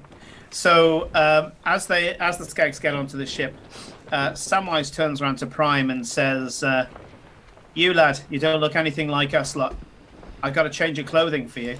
And Samwise offers Prime a traditional halfling sailor garb, and if Prime takes it, he'll just look like one of the family.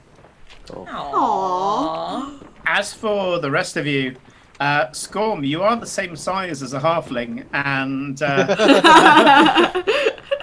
They've got so an outfit for you. reluctantly, one of Samwise's sons picks up the oldest fucking clothing that he can find and just tosses it at Scorm's feet and says, "Put it on." The little tuxedo.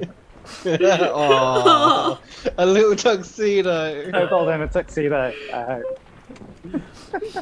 Little bow tie. The mascot. Okay, so Hermits and Dragons head on as well. That is your squad, your crack squad for this social mission for the most part. It sounds like you're going for. The way back goes to the muster point, which is the bay that I previously said, and you end up going in on the Free Folk ship. Don't be mean to Freight. Go and shine your cannons. I need to be able to see my face in them, the freight. Don't slack off just because I'm off ship. I want to see my face in you your could- balls. Too Leaving it to you, much. DeFreight. Too much. So, Simon, on the map so- that you posted, is there a? Can you explain where the No, dock? no, Squirm. Okay, so the the gloves go on your hands, not your horns. So you'll see there's 4 white bars that go into Ready to into the work. port. Those are the mooring points for ships. So they don't expect to see many ships at any one point.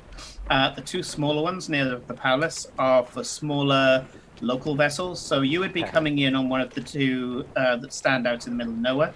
There's also extra mooring in the estuary itself, where you can just sidle your ship in.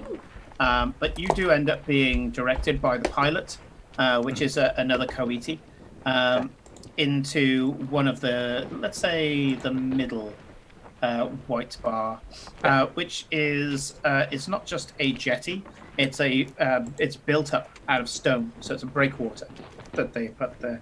and you pull up to the breakwater. As you're coming up to the port, you can see that around this town that is normally open, there's no town wall that surrounds it or anything like that. Normally it's the vastness of the area around it that is its defense. You can see them coming a fucking mile off. Also, you're not exactly going to get invaded because every tribe is here who's going to invade, you know? There's an obvious wall, a very substantial wall around the palace, so that if there is some sort of rioting that breaks down in the town, the palace itself is used as a muster point to take back the town.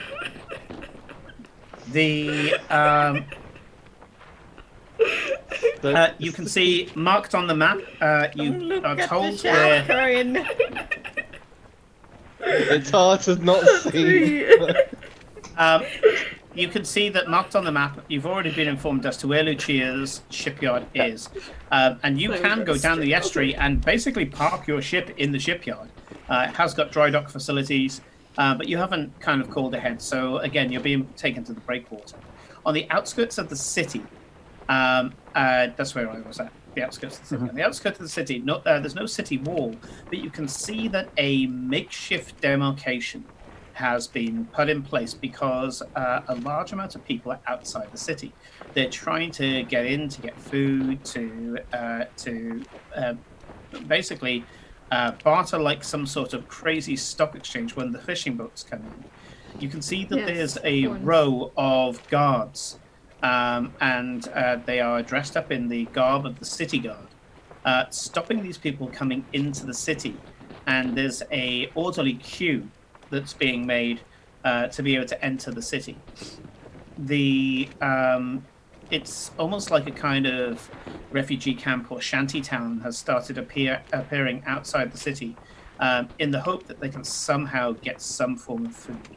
Some people are trying to fish on the beach here, but what looks like very little success. In fact, any of you who knows anything about fishing knows that some of them are just throwing in whatever they can find, hoping that a fish will just bite it.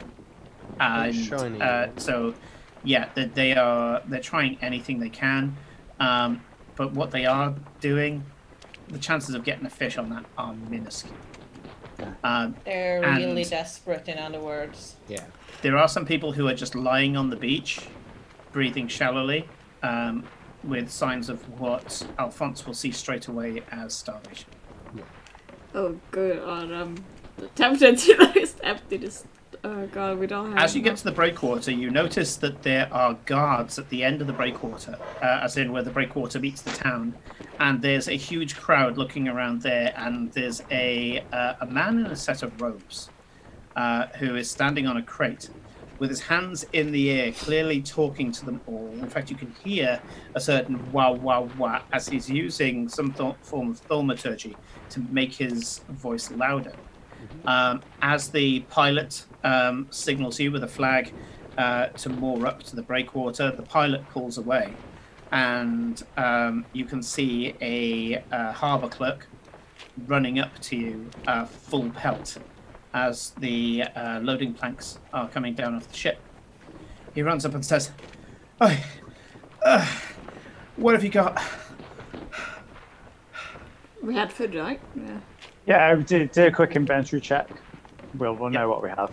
So yeah, on the way, Samwise has added to the inventory himself for as much as he can, and so Sam comes forward, being that he is the captain as well, and he says, "I've got traders here who have brought their own goods," and the guy's like, you know, he's got like a fucking stitch, and he goes, yeah. He goes, and Samwise goes, "We've mostly just been harvesting from the sea. I know you've got the Koiti, but I figured that you could do with some dried fish." And he says, "We'll take anything. We'll take anything you've got."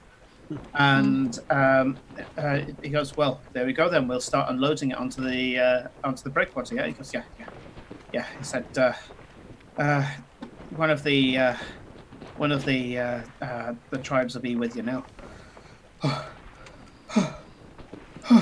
And you can see that he's somehow having a minor panic attack because there's a near riot happening at the edge of the breakwater as people are trying to get towards you.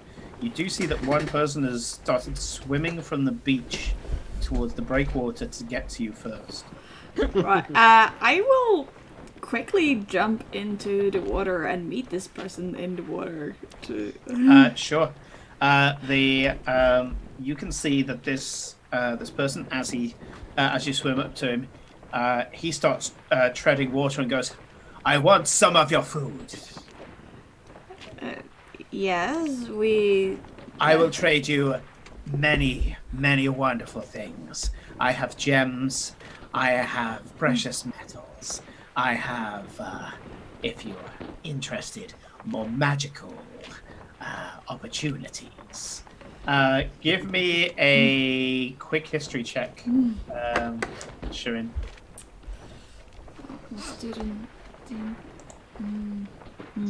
Do I trust you? No. No. You're a spy. No. I was talking to my dice. No one. Simon, can we get any kind of wagon 6. or caravan type thing to help move our goods around?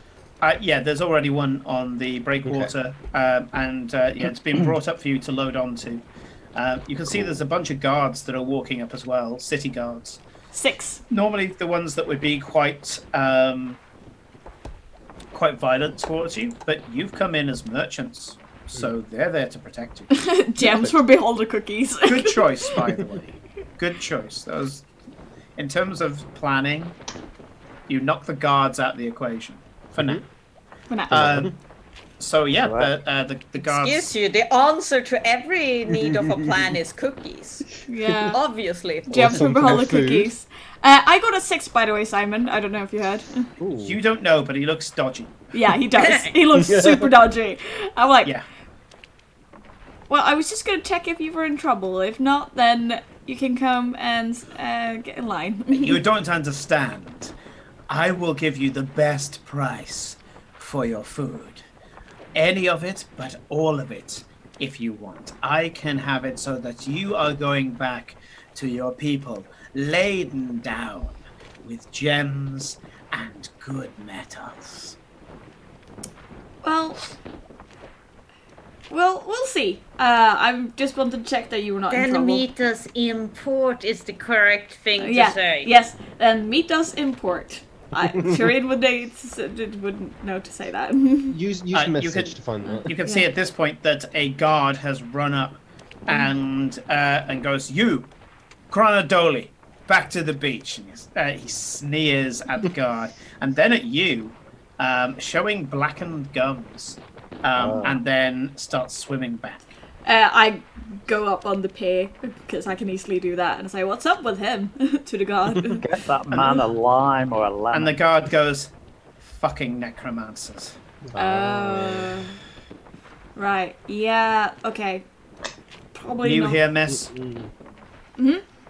New here? New here. Yes. Watch out for the risen skull. If they come offering anything, it's not worth the price. Could figure it out. Thank you very much. I'm going to say to Samwise, I think it's best that we get off your ship and you get off here. Can you pick us up in a couple of days? Sure. It's not safe for you here. And I nod at his daughter, and I just in a way that says, I get your reluctance now. She actually gives you a nod, and as the skags start loading the various things off the ship, Sam says quite loudly, he goes, "It looks like my friends here are going to barter for the fish for me. It sounds like you guys need as many people out there and fishing as possible.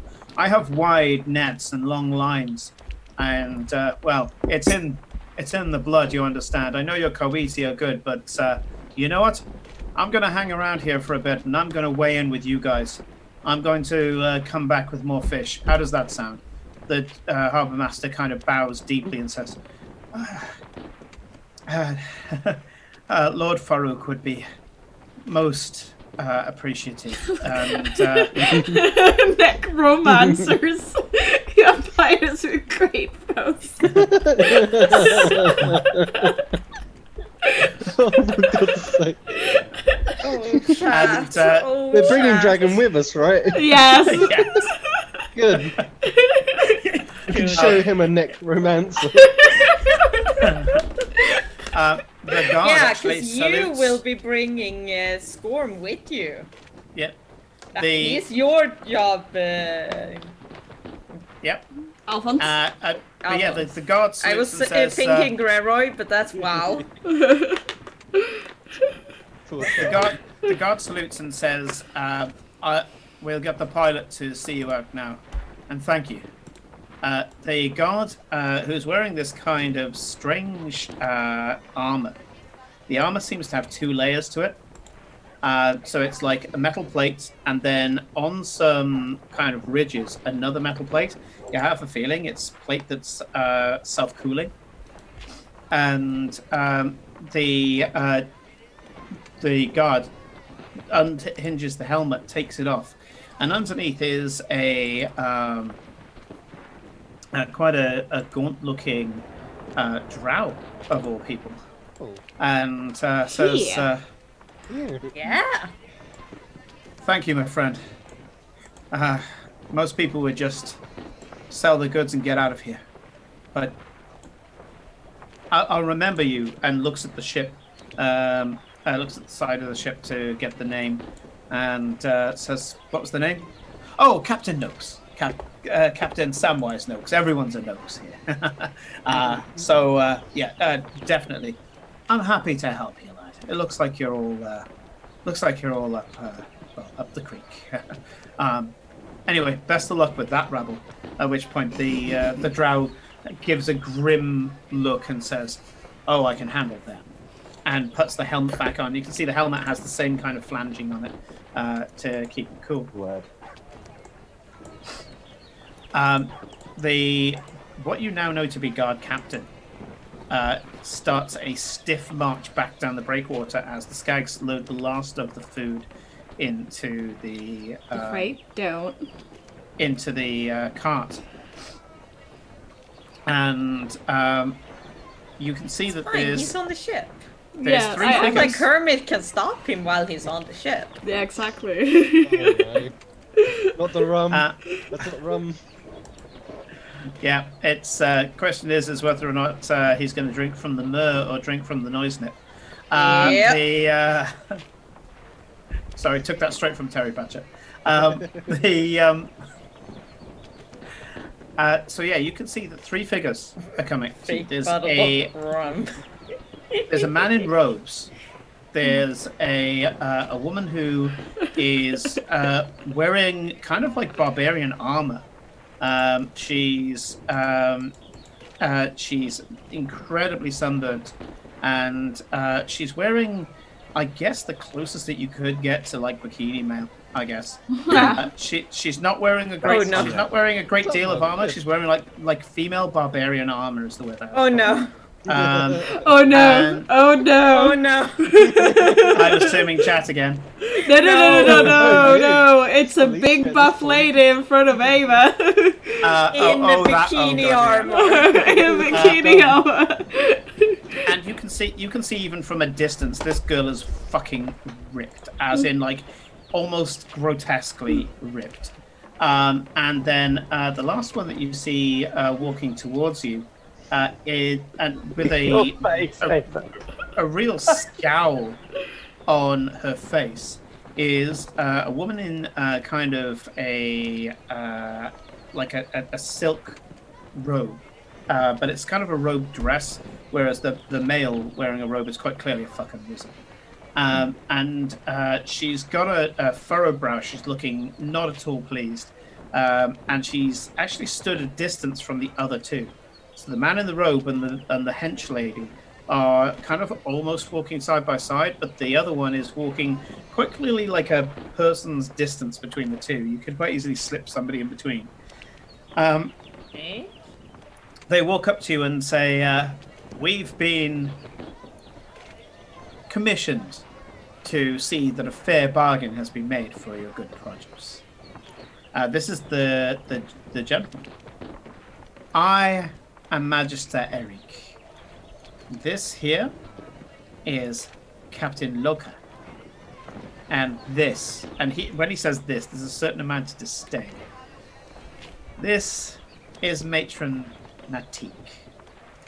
And they kind of look for a moment and then go, ah, yes, maybe you're not accustomed to our tribes. I am of the Rosali. Loka here is of the Bitter Sun. And she, and he kind of flicks his fingers as he says that and goes, and she is of the War, the Blood Whisperer. And you can see that the matron is reacts to everything he says basically with flinches and scowls and kind of glaring in his direction. Is the matron the one in bikini armor? No, that was Captain Loka. Yeah. The matron, you can see during this time, kind of balls her fists, kind of flexes her fingers and balls her fists. Who's arcane trained, as in has proficiency in Arcana? I do. Yeah. Okay. Corinne, roll me an Arcana check. Yeah, I'm not the Arcana bitch this time. Guidance. Neither. Always guidance. Oh, guidance. Right next to each other. Guidance. Just always keep a D4 with you. Ooh. And we don't. I don't know much about. We don't. I don't know anything about anything. Well, we don't know much about the Bitter Sun of the Blood Whisper tribe, do we? The Bitter Sun Horde, you know, are the ones that are working with the Rosali. From what you're told, true. they're quite a cruel warrior caste. Yeah. 14 plus 2 plus 4 equals 20. 20. So you could see that the matron, when she flexed her fingers, was about to throw a curse Ooh. at hello. the wizard. Oh, hello. This is Thank good. you so much for the raid. raid. Nord Oh, Decay. Not okay. Thank you very much for the raid. And welcome aboard. Oh, thank you so much. Yeah. And thank you for the Dark follow, Wasp, Dark Wasp. yeah, thank you so much. Let's Welcome aboard. let's welcome aboard Noir. Abort. Decay. Welcome aboard. Almost hermits. There we So go. Almost. close. There we go. Oh, you just finished up the D&D session. I hope it went well. This is our Monday night D&D. We do a Friday night D&D as well. And we do a Tuesday night Genesis Star Wars system at the moment, largely because I want to have some days off. But we do actually have another DM kind of starting on Chaotic Neutral in a few months' time as Soon well. TM. So yeah. Thank you for the shout out as well. So that's great. Yeah. You can see that she was about to flex her fingers and curse the wizard, and Eric didn't flinch. He didn't. There's a guy in the crowd throwing eggs at chickens. Sounds good. Yeah, she got halfway through casting the curse and then just balled her fist, knowing that she shouldn't. And she turns to you and says, "Charmed." The captain, the henchwoman, doesn't say a thing. Chicken chaser. I can give. Focus on the game. You're the charisma-based one. Oh, Talk. Okay, I was just gonna put on some chickens. Okay, what did she say? Charm. Yeah. She just says, "Charmed." Welcome. What can I do for you? Or what can we do for you? Mostly you can sell us that food, and fairly and equally amongst all the tribes. At which point Eric says, now, you know that's going to achieve nothing. If we end up splitting even this food amongst the tribes, a bunch of people will get nothing. We need to prioritize here. We need to make sure that a fair and equal deal is made. And what is fairer than just splitting it between the tribes? Because not all the tribes are present in equal numbers. Now, the Rosali don't need this food. Let me put that on the table right now. But I believe that there are more Bitter Sun Horde here than there are any other faction. They should get the lion's share, and for a decent price as well, because they have been helping out with this current predicament. Kawiti don't need any extra food. Simon, I have a very good question. Does my background of having run a bakery help me with actually like knowing how to negotiate and price things like this? Yeah, you do know the prices, the average prices of things. You know that they are incredibly high at the moment. So as they start talking about price, all the prices are ridiculously high. You'd be like, you know, are you expecting me to barter you down instead of up? I mean, what the hell? This is not how bartering works. You know that they are just looking to.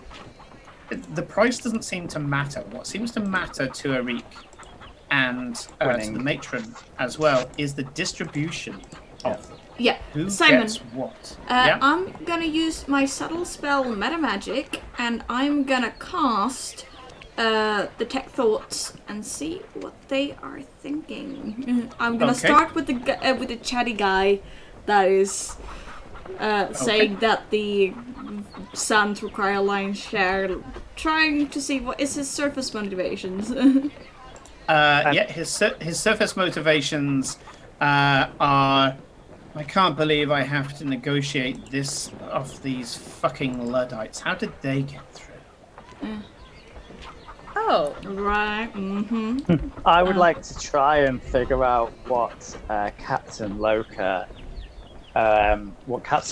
makes of the obvious dispute between Magister Eric and Matron Latic.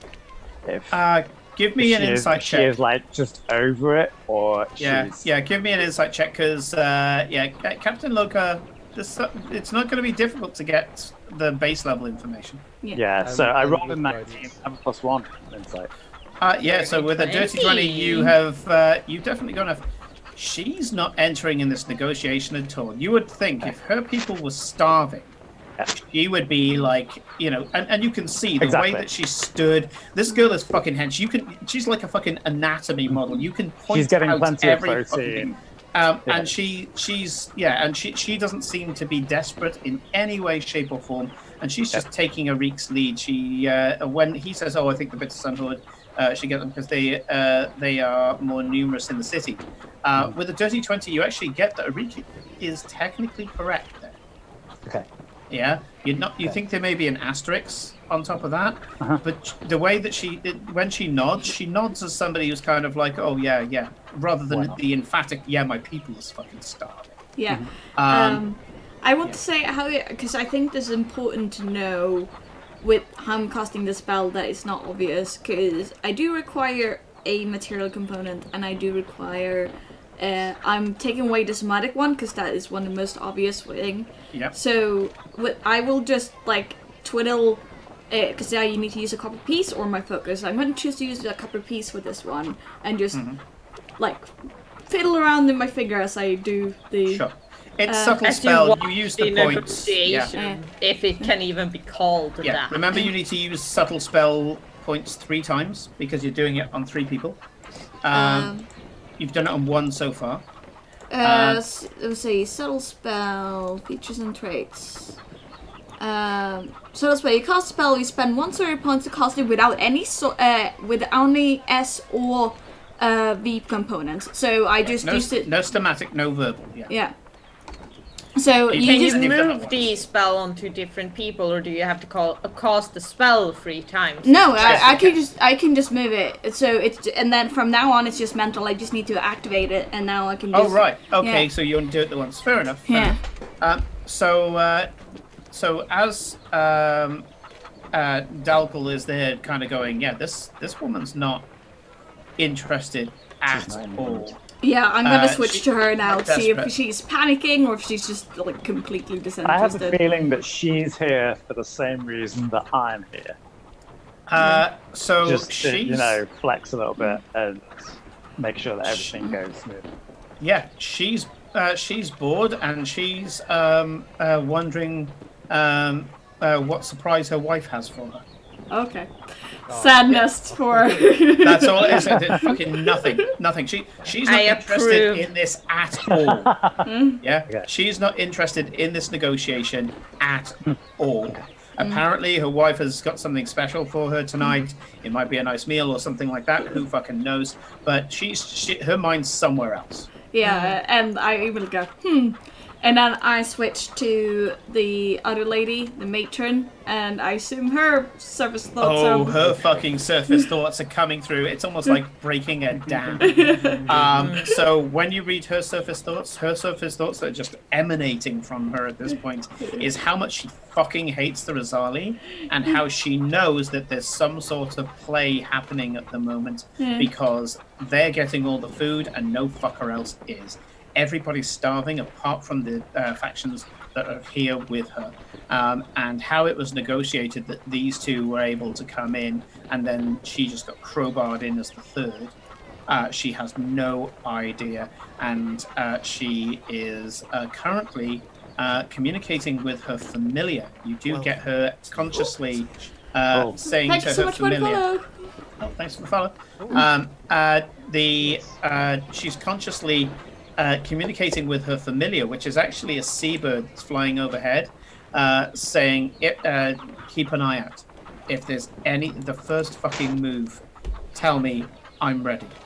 And she is actually actively looking for spells, but she's actively looking for spells from Eric. Yeah, not from me. Which is why you slip by. I'm so sorry. We promised our friends we would barter for the best prices. I don't think I could do that with only 3 representatives here. You would have to bring at least one from the other tribes to do that. Otherwise, we will simply sell it in the marketplace. Good luck selling it in the marketplace. You would need some sort of riot control, and it would just go. It would be frittered away to whoever manages to get to the front of the queue. It would be that all of the weak, the starving, the disabled. As he's saying this, I'm switching over to him to see what is the truth of his word. Is he lying through his teeth? Bullshit. Yeah. Well, actually, he knows he's bullshitting you, but he's bullshitting you with things that he knows to be true. Yeah. So he does believe that if you sell it in the marketplace, there will be a fucking riot, and it will be the strongest who get to the front, and the weakest will be trampled in the process. And he says, look, we are able to manage ourselves. This food will go to the barrio. It'll be rationed out. It'll go to all the barrios. It'll be rationed out appropriately, and it will be used to keep people alive as long as possible until the next ship comes in.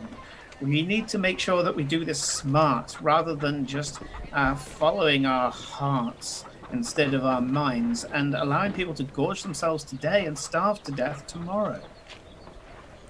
Well, what are you saying about the people on the beach currently starving? What was that, Jordan? Are we at the docks still, or are we a bit more in now? You're on the breakwater still. Yeah, we're on right in front dock. of the ship. Yeah. In fact, the ship is being pulled away by the pilot at the moment. Yeah. What about the people on the beach that are currently starving? I know so many unfortunates coming here at the present, and we're trying to get around. Do you have a representative for them? Oh, well, of course, they're all of the different tribes. They need to apply to their barriers. That's why we have an orderly line here, so that the different tribes can go to their barriers. Well, where's the rest of the representatives of the tribes then? Why is there only 3 people here? Well, that's why we are here, young lady. We have been told to represent all of the tribes by the palace. Sorry, is this bullshit? Of course it is. Yeah. I'm sorry, but I do believe I'm probably older than you are. I know my way around this, and what you're saying is not complete truth, and I can see that. He stiffens and says, "You questioning the word of a Razali." Felicia, do you? No. I haven't really told you this, so have you made an insight check to know that he's actually lying? That is true, very true. I should probably do an insight check first, because I am... Yeah. You can see he's getting stiff. He's getting he's starting to. Of course not. I'm not doubting you. I'm just saying that it is very hard for us outsiders to make the proper decision if we don't know the full story. And when only some of the sides are represented, how can we know the truth? Okay, Danny, what were you going to say, and then I'll respond to that. Has the Noakes boat already left? It's been pulled away now. Okay, it has. And B, is there a crowd at all behind them, or have they been allowed to come to us? They've been allowed through the cordon. The crowd is still behind a cordon of guards. Okay. So, Felicia, as Ava says this, Eric narrows his eyes and goes, but of course, I'm sorry. I do apologize. The stress of the situation, you understand. Of course, you need to know more. You need to know more about what's going on. You're being conscientious traders, and why not? This is something that you need to do, and of course, I will be able to brief you completely. How about over dinner? What is his thoughts? What is his thoughts? Absolutely. What is his thoughts? I am so baiting him because I want you to read his mind. Yeah. I love the fact you're tag teaming him. Yeah. One of you speaking, one of you reading. And his thoughts are, well, more than one way to skin a cat. Yeah. And he says, please, come and have dinner with us. It's meager. Rations being what it is, but we have a little to spare for guests. No point in having our merchants. Oh no! Starving on us. Don't worry about that. This is your city after all. I can manage a meal if you bring the others that need to be talked to. There's a controlled breath. You haven't she is simply the most amazing cook. You really need to taste. If you've been on rations for so long, you simply need to taste her cooking. It's simply divine. Go on persuasion with take 10, please. Guidance. Oh. I'm playing oh, 18 plus 1 plus 7, which is 26. Okay, he goes, an offer that no one in our position would refuse.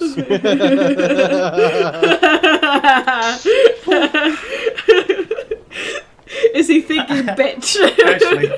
Actually, yeah, pretty much kind of like, well, fuck. Push them into a corner. I've been playing Glory for way too long. These mind games are becoming second nature. Are any of you trained in insight? Yes. Felicia is, yes. Felicia is. And I'm reading his mind. Felicia, what's your passive insight? How do you calculate? 10 plus. 10 plus your modifier. Yeah. Oh, 17. 17. Even passively, wow. you notice the matron crack a little smile at that point, as if to say, "I like these guys."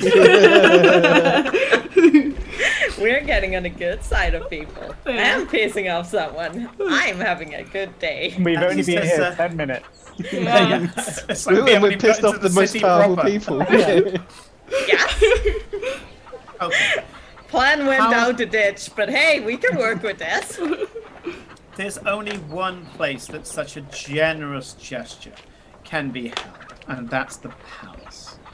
I shall make sure that Lord Farouk is in attendance, or one of his representatives at least. He is a very busy man, as you can imagine. Of course. And, as you say, I will get a representative from each of the tribes Thank to you. come and enjoy these delicacies.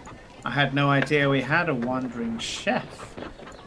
During the time it's part of our thing. We travel the world through different ships. I do love spreading good cooking. Fantastic. What an admirable trait. Now, the food that you brought, we can't leave it outside now, can we? Someone's going to steal it. I recommend that it gets taken by the city guards and gets put into their holding. The city guards are neutral within the city, and they will make sure that no one touches your supplies until the deal is concluded. Is this the truth, Simon? Yes. Yes. Can we have a skag? I give Ava a nod to that.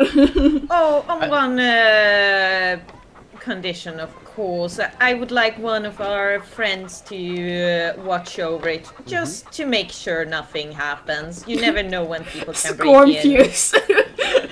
No, can I just point out that Scornfuse is... We're being invited to a meal at the palace, and Scornfuse is the only one in a tuxedo. So Scornfuse kind of has to come with us. Yeah. Well, I've already decided what Scornfuse's signature ability is going to be. If you want him to come to the palace, absolutely. So we can solve the mutant Thank you, Dragon. You would do that. You're such a kind boy. Yes. Thank you. That's fertile Scornfuse. That's not food. Don't eat that. Okay. Don't milk the mutants. Just don't. Why are you milking the mutants? Can they even be milked? No. Never say that to a kobold. A kobold. Can you? Because they will try. Okay, so actually. Dragons, you go with the guards and the supplies. I would like you, dragons, to roll me exclamation point D20, please. No, don't roll that D20. Okay. Scornfuse, we're gonna have a bath, and I grab him and I put him in the water. After all of this. Sure.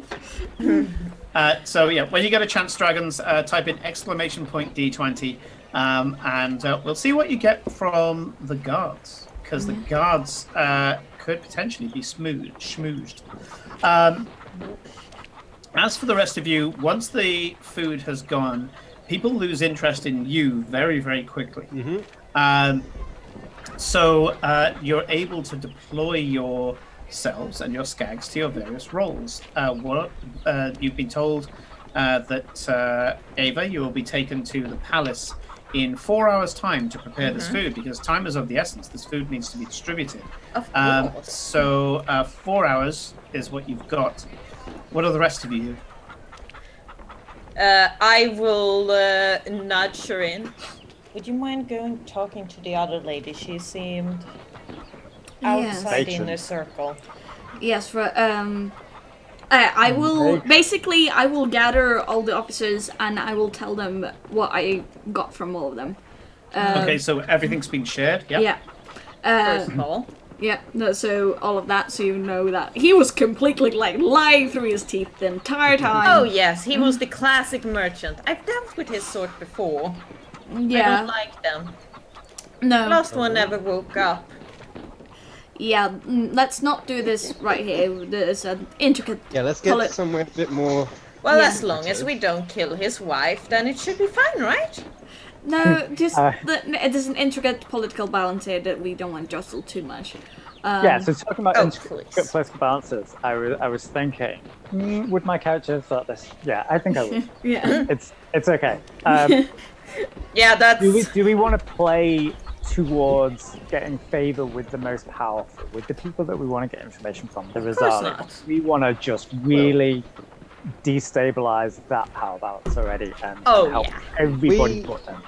We want all of our fingers and all of the puddings. Yeah. We're not all gonna go to this party. No. It's Alphonse.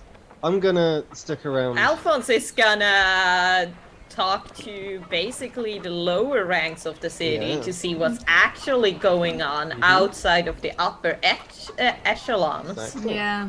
While Yes. Ava will approach the other side of the upper echelons to gather information and curry favor. Whilst Because we're we've talking, already seen the divide that's existing. Yeah. Yeah, there's Alphonse is going to suggest we make our way towards some kind of tavern before we just start speaking about all of this out in the middle of the street. yes. Oh, of course, we would have got somewhere private. We would have huddled. We were at least. Whispers, message spell. Yeah. Basically, Shirin just sending message spells back and forth, distributing stone. information and roles. Yes. Yeah, Yeah. I'm totally happy to pub crawl Yeah, pub crawl. through the docks. Yeah. Sounds like something Daggle would do. Yeah. I approve of this. Excellent. Yeah. Just if you let me, do you want me to go with you to the party, Ava? If you could meet up with me before the party, that would be good. I want someone want me at the else party? there. Yes, maybe. Muscle?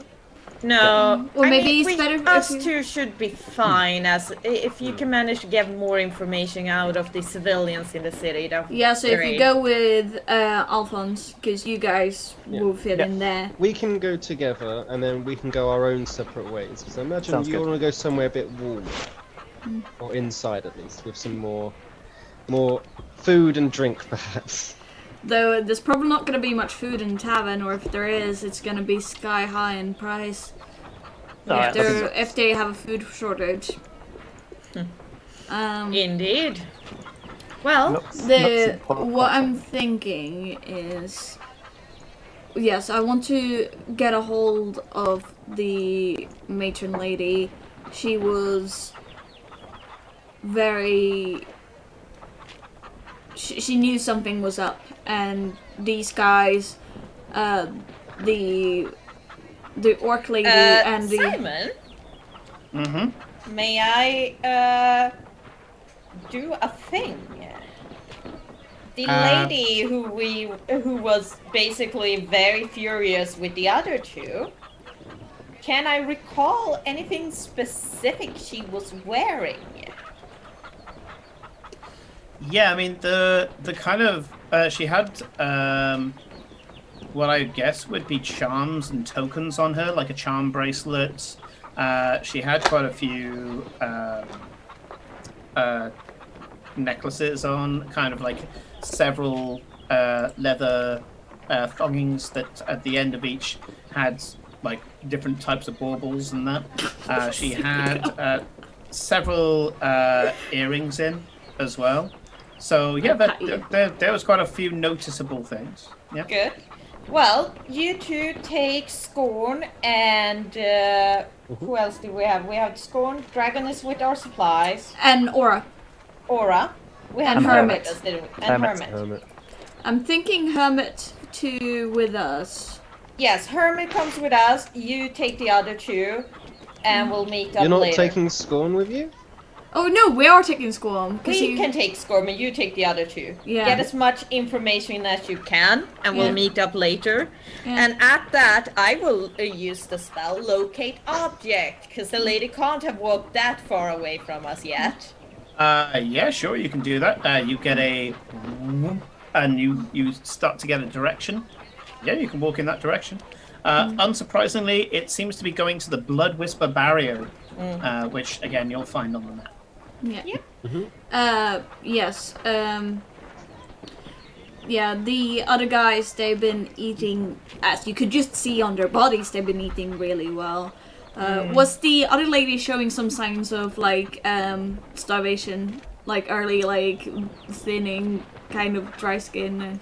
I'd say it's probably when you were reading her surface thoughts, she also she's only having her ration, Yeah. Yeah. and so she's starving.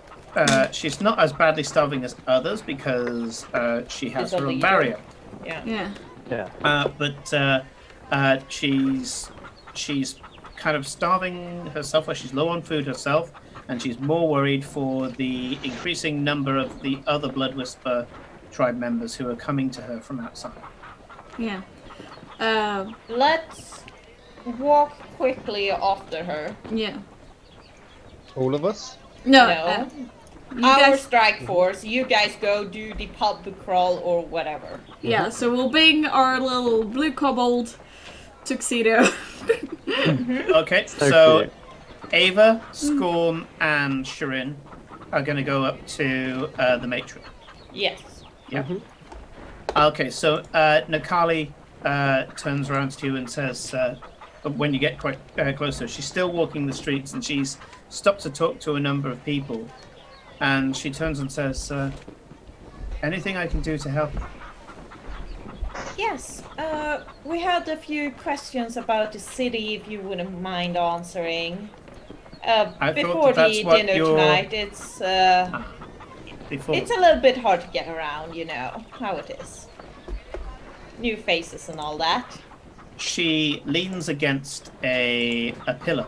She's walking kind of along the promenade of the sea. She's about to turn right into what is number 4 on the map. And she leans against what seems to be like a bollard or something. And she gives a deep sigh and says, ask your questions.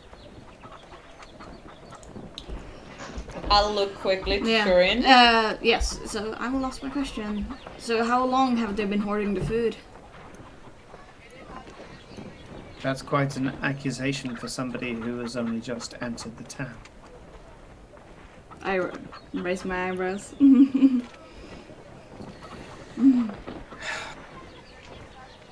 It's not hard to see that the Rosali and the Sun Horde are clearly well-fed, strong. We don't have much need for water, which is why we haven't had more deaths than we would have. But we are cycling a rota on which days we eat and which days we don't. Oh. I see no such thing amongst the Sun Horde. They're staying strong.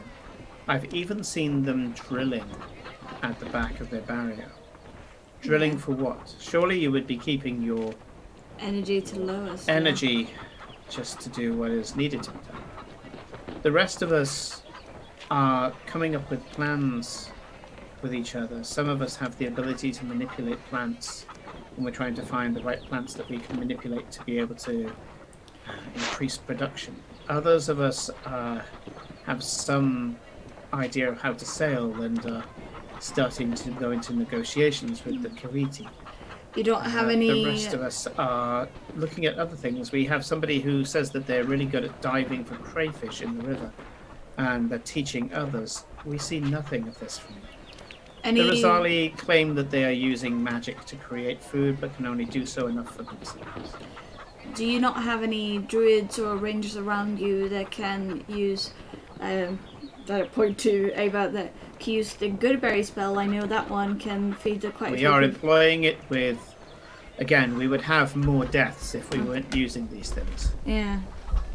Yes, that is concerning. And is there any of their people there on the beach starving at all, or is it just of the other tribes? Wow. And she gives a mirthless grin. They've been turning them away.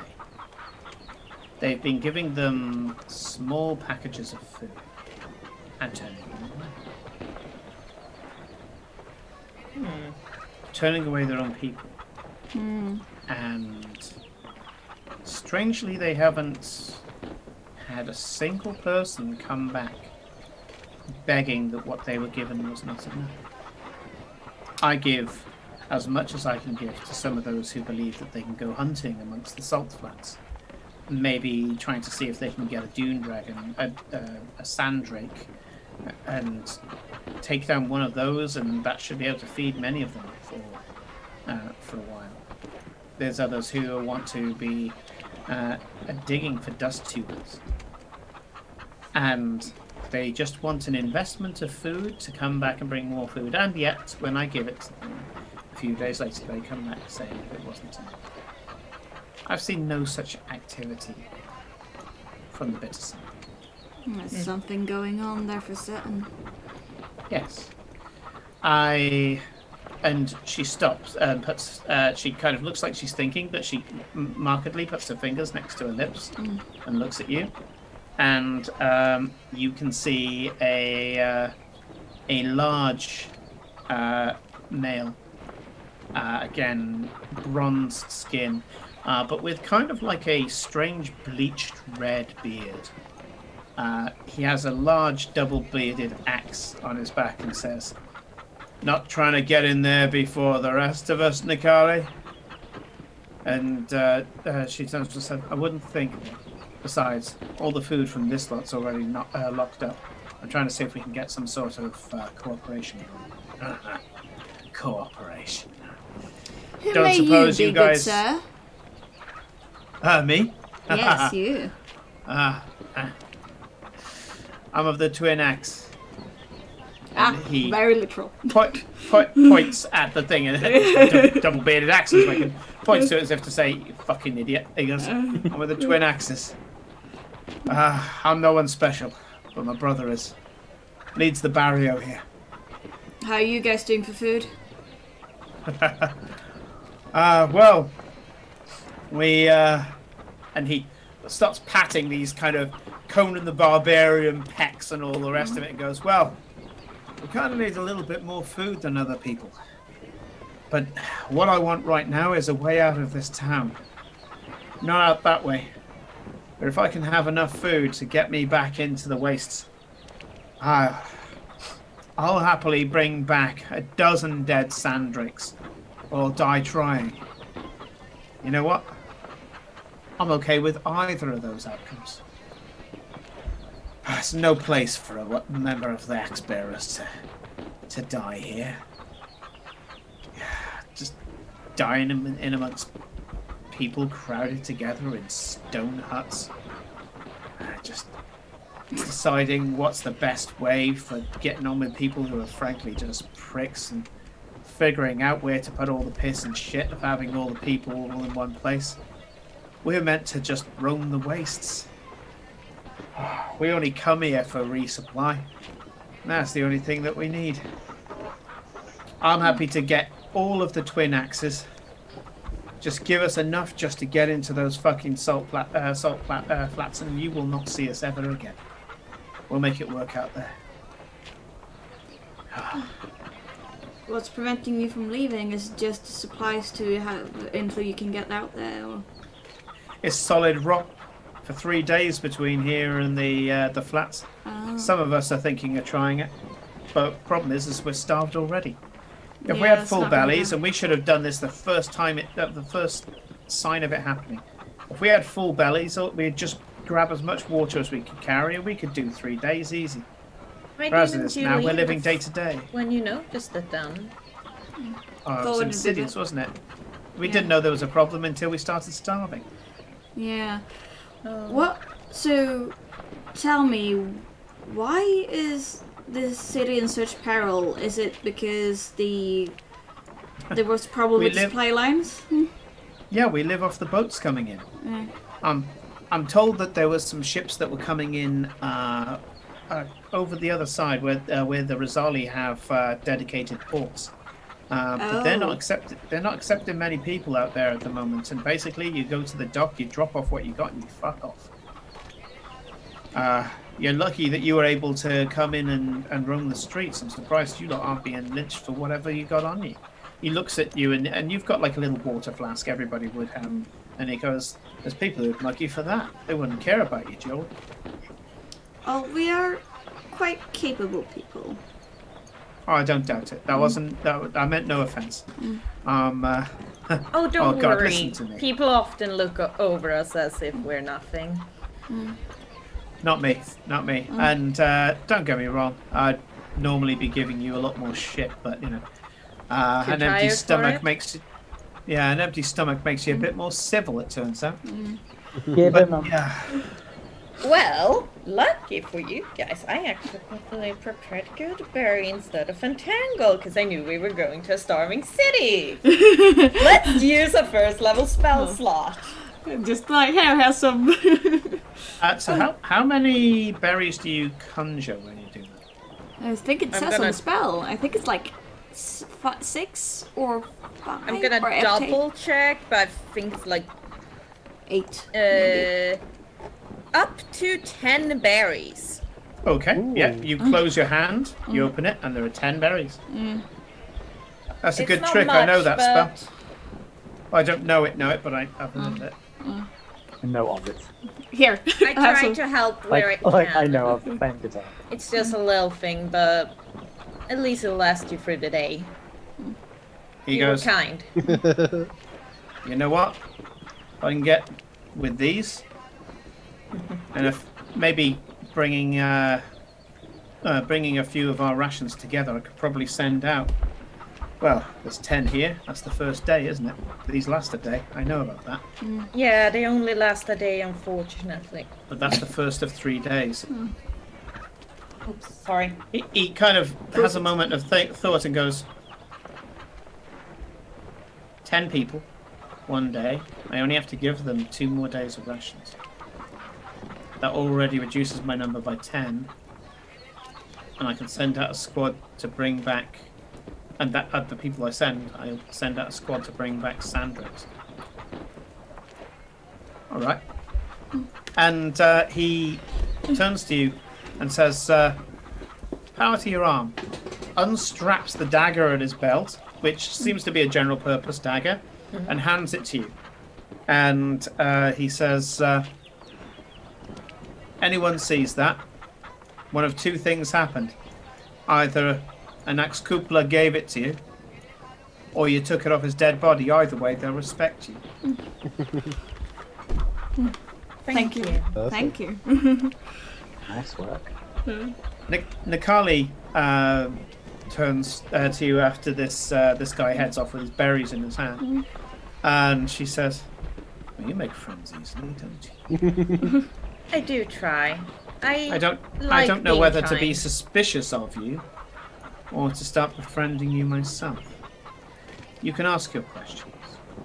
She sits back, takes out a very small package, and you can see it's got meager rations inside, and she starts picking up the crumbs, waiting for your questions. However, it is 11 o'clock, so that is where we finish for today. But yeah, you've managed to get into Nakala, you managed to get the ex-Kupla dagger. Yeah, which- we'll start That guy next was week great. before the questions that Shirin and I will surely prepare. Yeah. Yep. Prepare, 100%. Yes, They yes. have all week to prepare, which means that they will prepare them 5 minutes before. Yeah. the session. Yep. Yes. Anyway, we'll start next session with the adventures of Doggle and Alphonse. Yes, we will be. And Good part. I've already got, as I say, an idea of what I want to give Scornfuse as their feature ability. So, and I think it'll be quite fun to use here as well. Before I go, I did forget. One of the artists that we've had on as the Raven Queen, and is a good friend of the show, and many of us have been meaning to get her on a bit more often, is Michelle, aka Feline Trickster. At the moment, unfortunately, bless her, she has buggered up her wrist and is currently is resting it up because that's her fucking trade right there. But before she buggered up her wrist, she was doing her commissions for August and did manage to get mine done. So here's the link. I've also put it in the Discord, and she has taken what I gave her and done Oh, that's good. Yeah. He's done a picture of Captain Horn. And when I said, oh, there's a bit of Lizzo and a bit of this and a bit of that, and she just took it all on board. And I said, Let's see if I can throw a bring it up smattering of on piercings stream. in, Let and me she see. did. She absolutely nailed it. Yeah. Let's see if I can bring it in image. Yeah, that's the lady who will have your heads if you fuck up badly enough. Yep, that's the person you call Captain. And yeah, I liked it. I liked it. I was there kind of going, I want a particular physicality and all the rest of it. So when I was like, size, and I was just like, okay, I need a good reference. She's Lizzo, huge. Lizzo was the first thing. Whoa, okay, there she is. Oh, There we go. So I just make her slightly smaller. Yeah. Big thank you Another to add to the to rotation. everybody who has Yeah. joined us watching and everybody who's joined in on the roleplay in the chat as well. Once again, this chat was an was so experiment good. and it's been fantastic. You've again been entertaining us in the same as much as we've been entertaining you. In fact, I've got to make sure that I don't look at chat sometimes because I get waylaid by it all. And big thank you to Kate for raiding. Big thank you to Noir Decay for raiding. And for all you guys who have followed us as well, it's always fantastic to have extra follows. We are here Monday, Tuesday, and Friday at the moment, 8 p.m. to 11 p.m. UK time. Mondays is this. Tuesdays is our Star Wars game, which we'll be recommencing tomorrow. And Friday, we're in the late 80s of episodes of The Benefactor, but don't worry about it. Oh, hi, Kate. It is shenanigans. Oh, yeah, Kate was there. Yeah. Oh, never doubt us. We will Yeah. always do shenanigans. So even though it's episode 80 something, you don't have to worry about it being too far in a story or anything like that. It is always going to be shenanigans, and you'll pick it up as you go along. And I have got a catch-up document, but it's out of date already, so I'll have to do another It's one. been out of date for a while, unless you updated it and it got out of Oh, date again. I started writing an update, and then you guys did some stuff, and I was like, oh, back to the drawing board. Yeah. It might be nice to do a Q&A at some point for anybody who does want to join it. And so maybe just do a video, so a VOD that you can link to people and say, here's the story so far. But either way, you'll be able to follow the adventures of Felicia, Corinne, Kate, and Nick on Friday as well, if D&D is your thing. For those of you who've joined us and is watching today, you can actually join the crew. That's why we put up there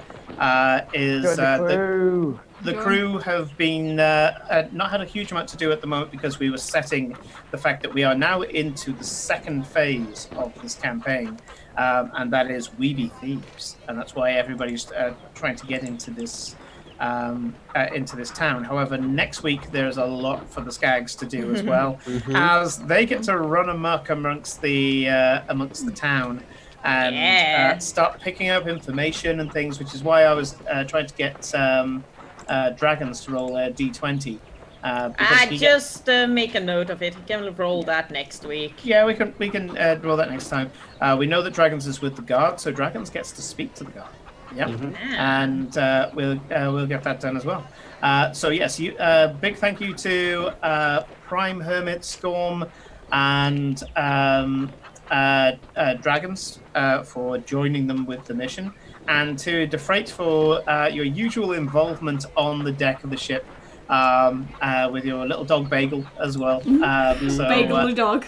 I'm really glad you got that in the loop, dude. I'm so pleased. So am I. I still can't believe the bagels from episode 1 were that popular.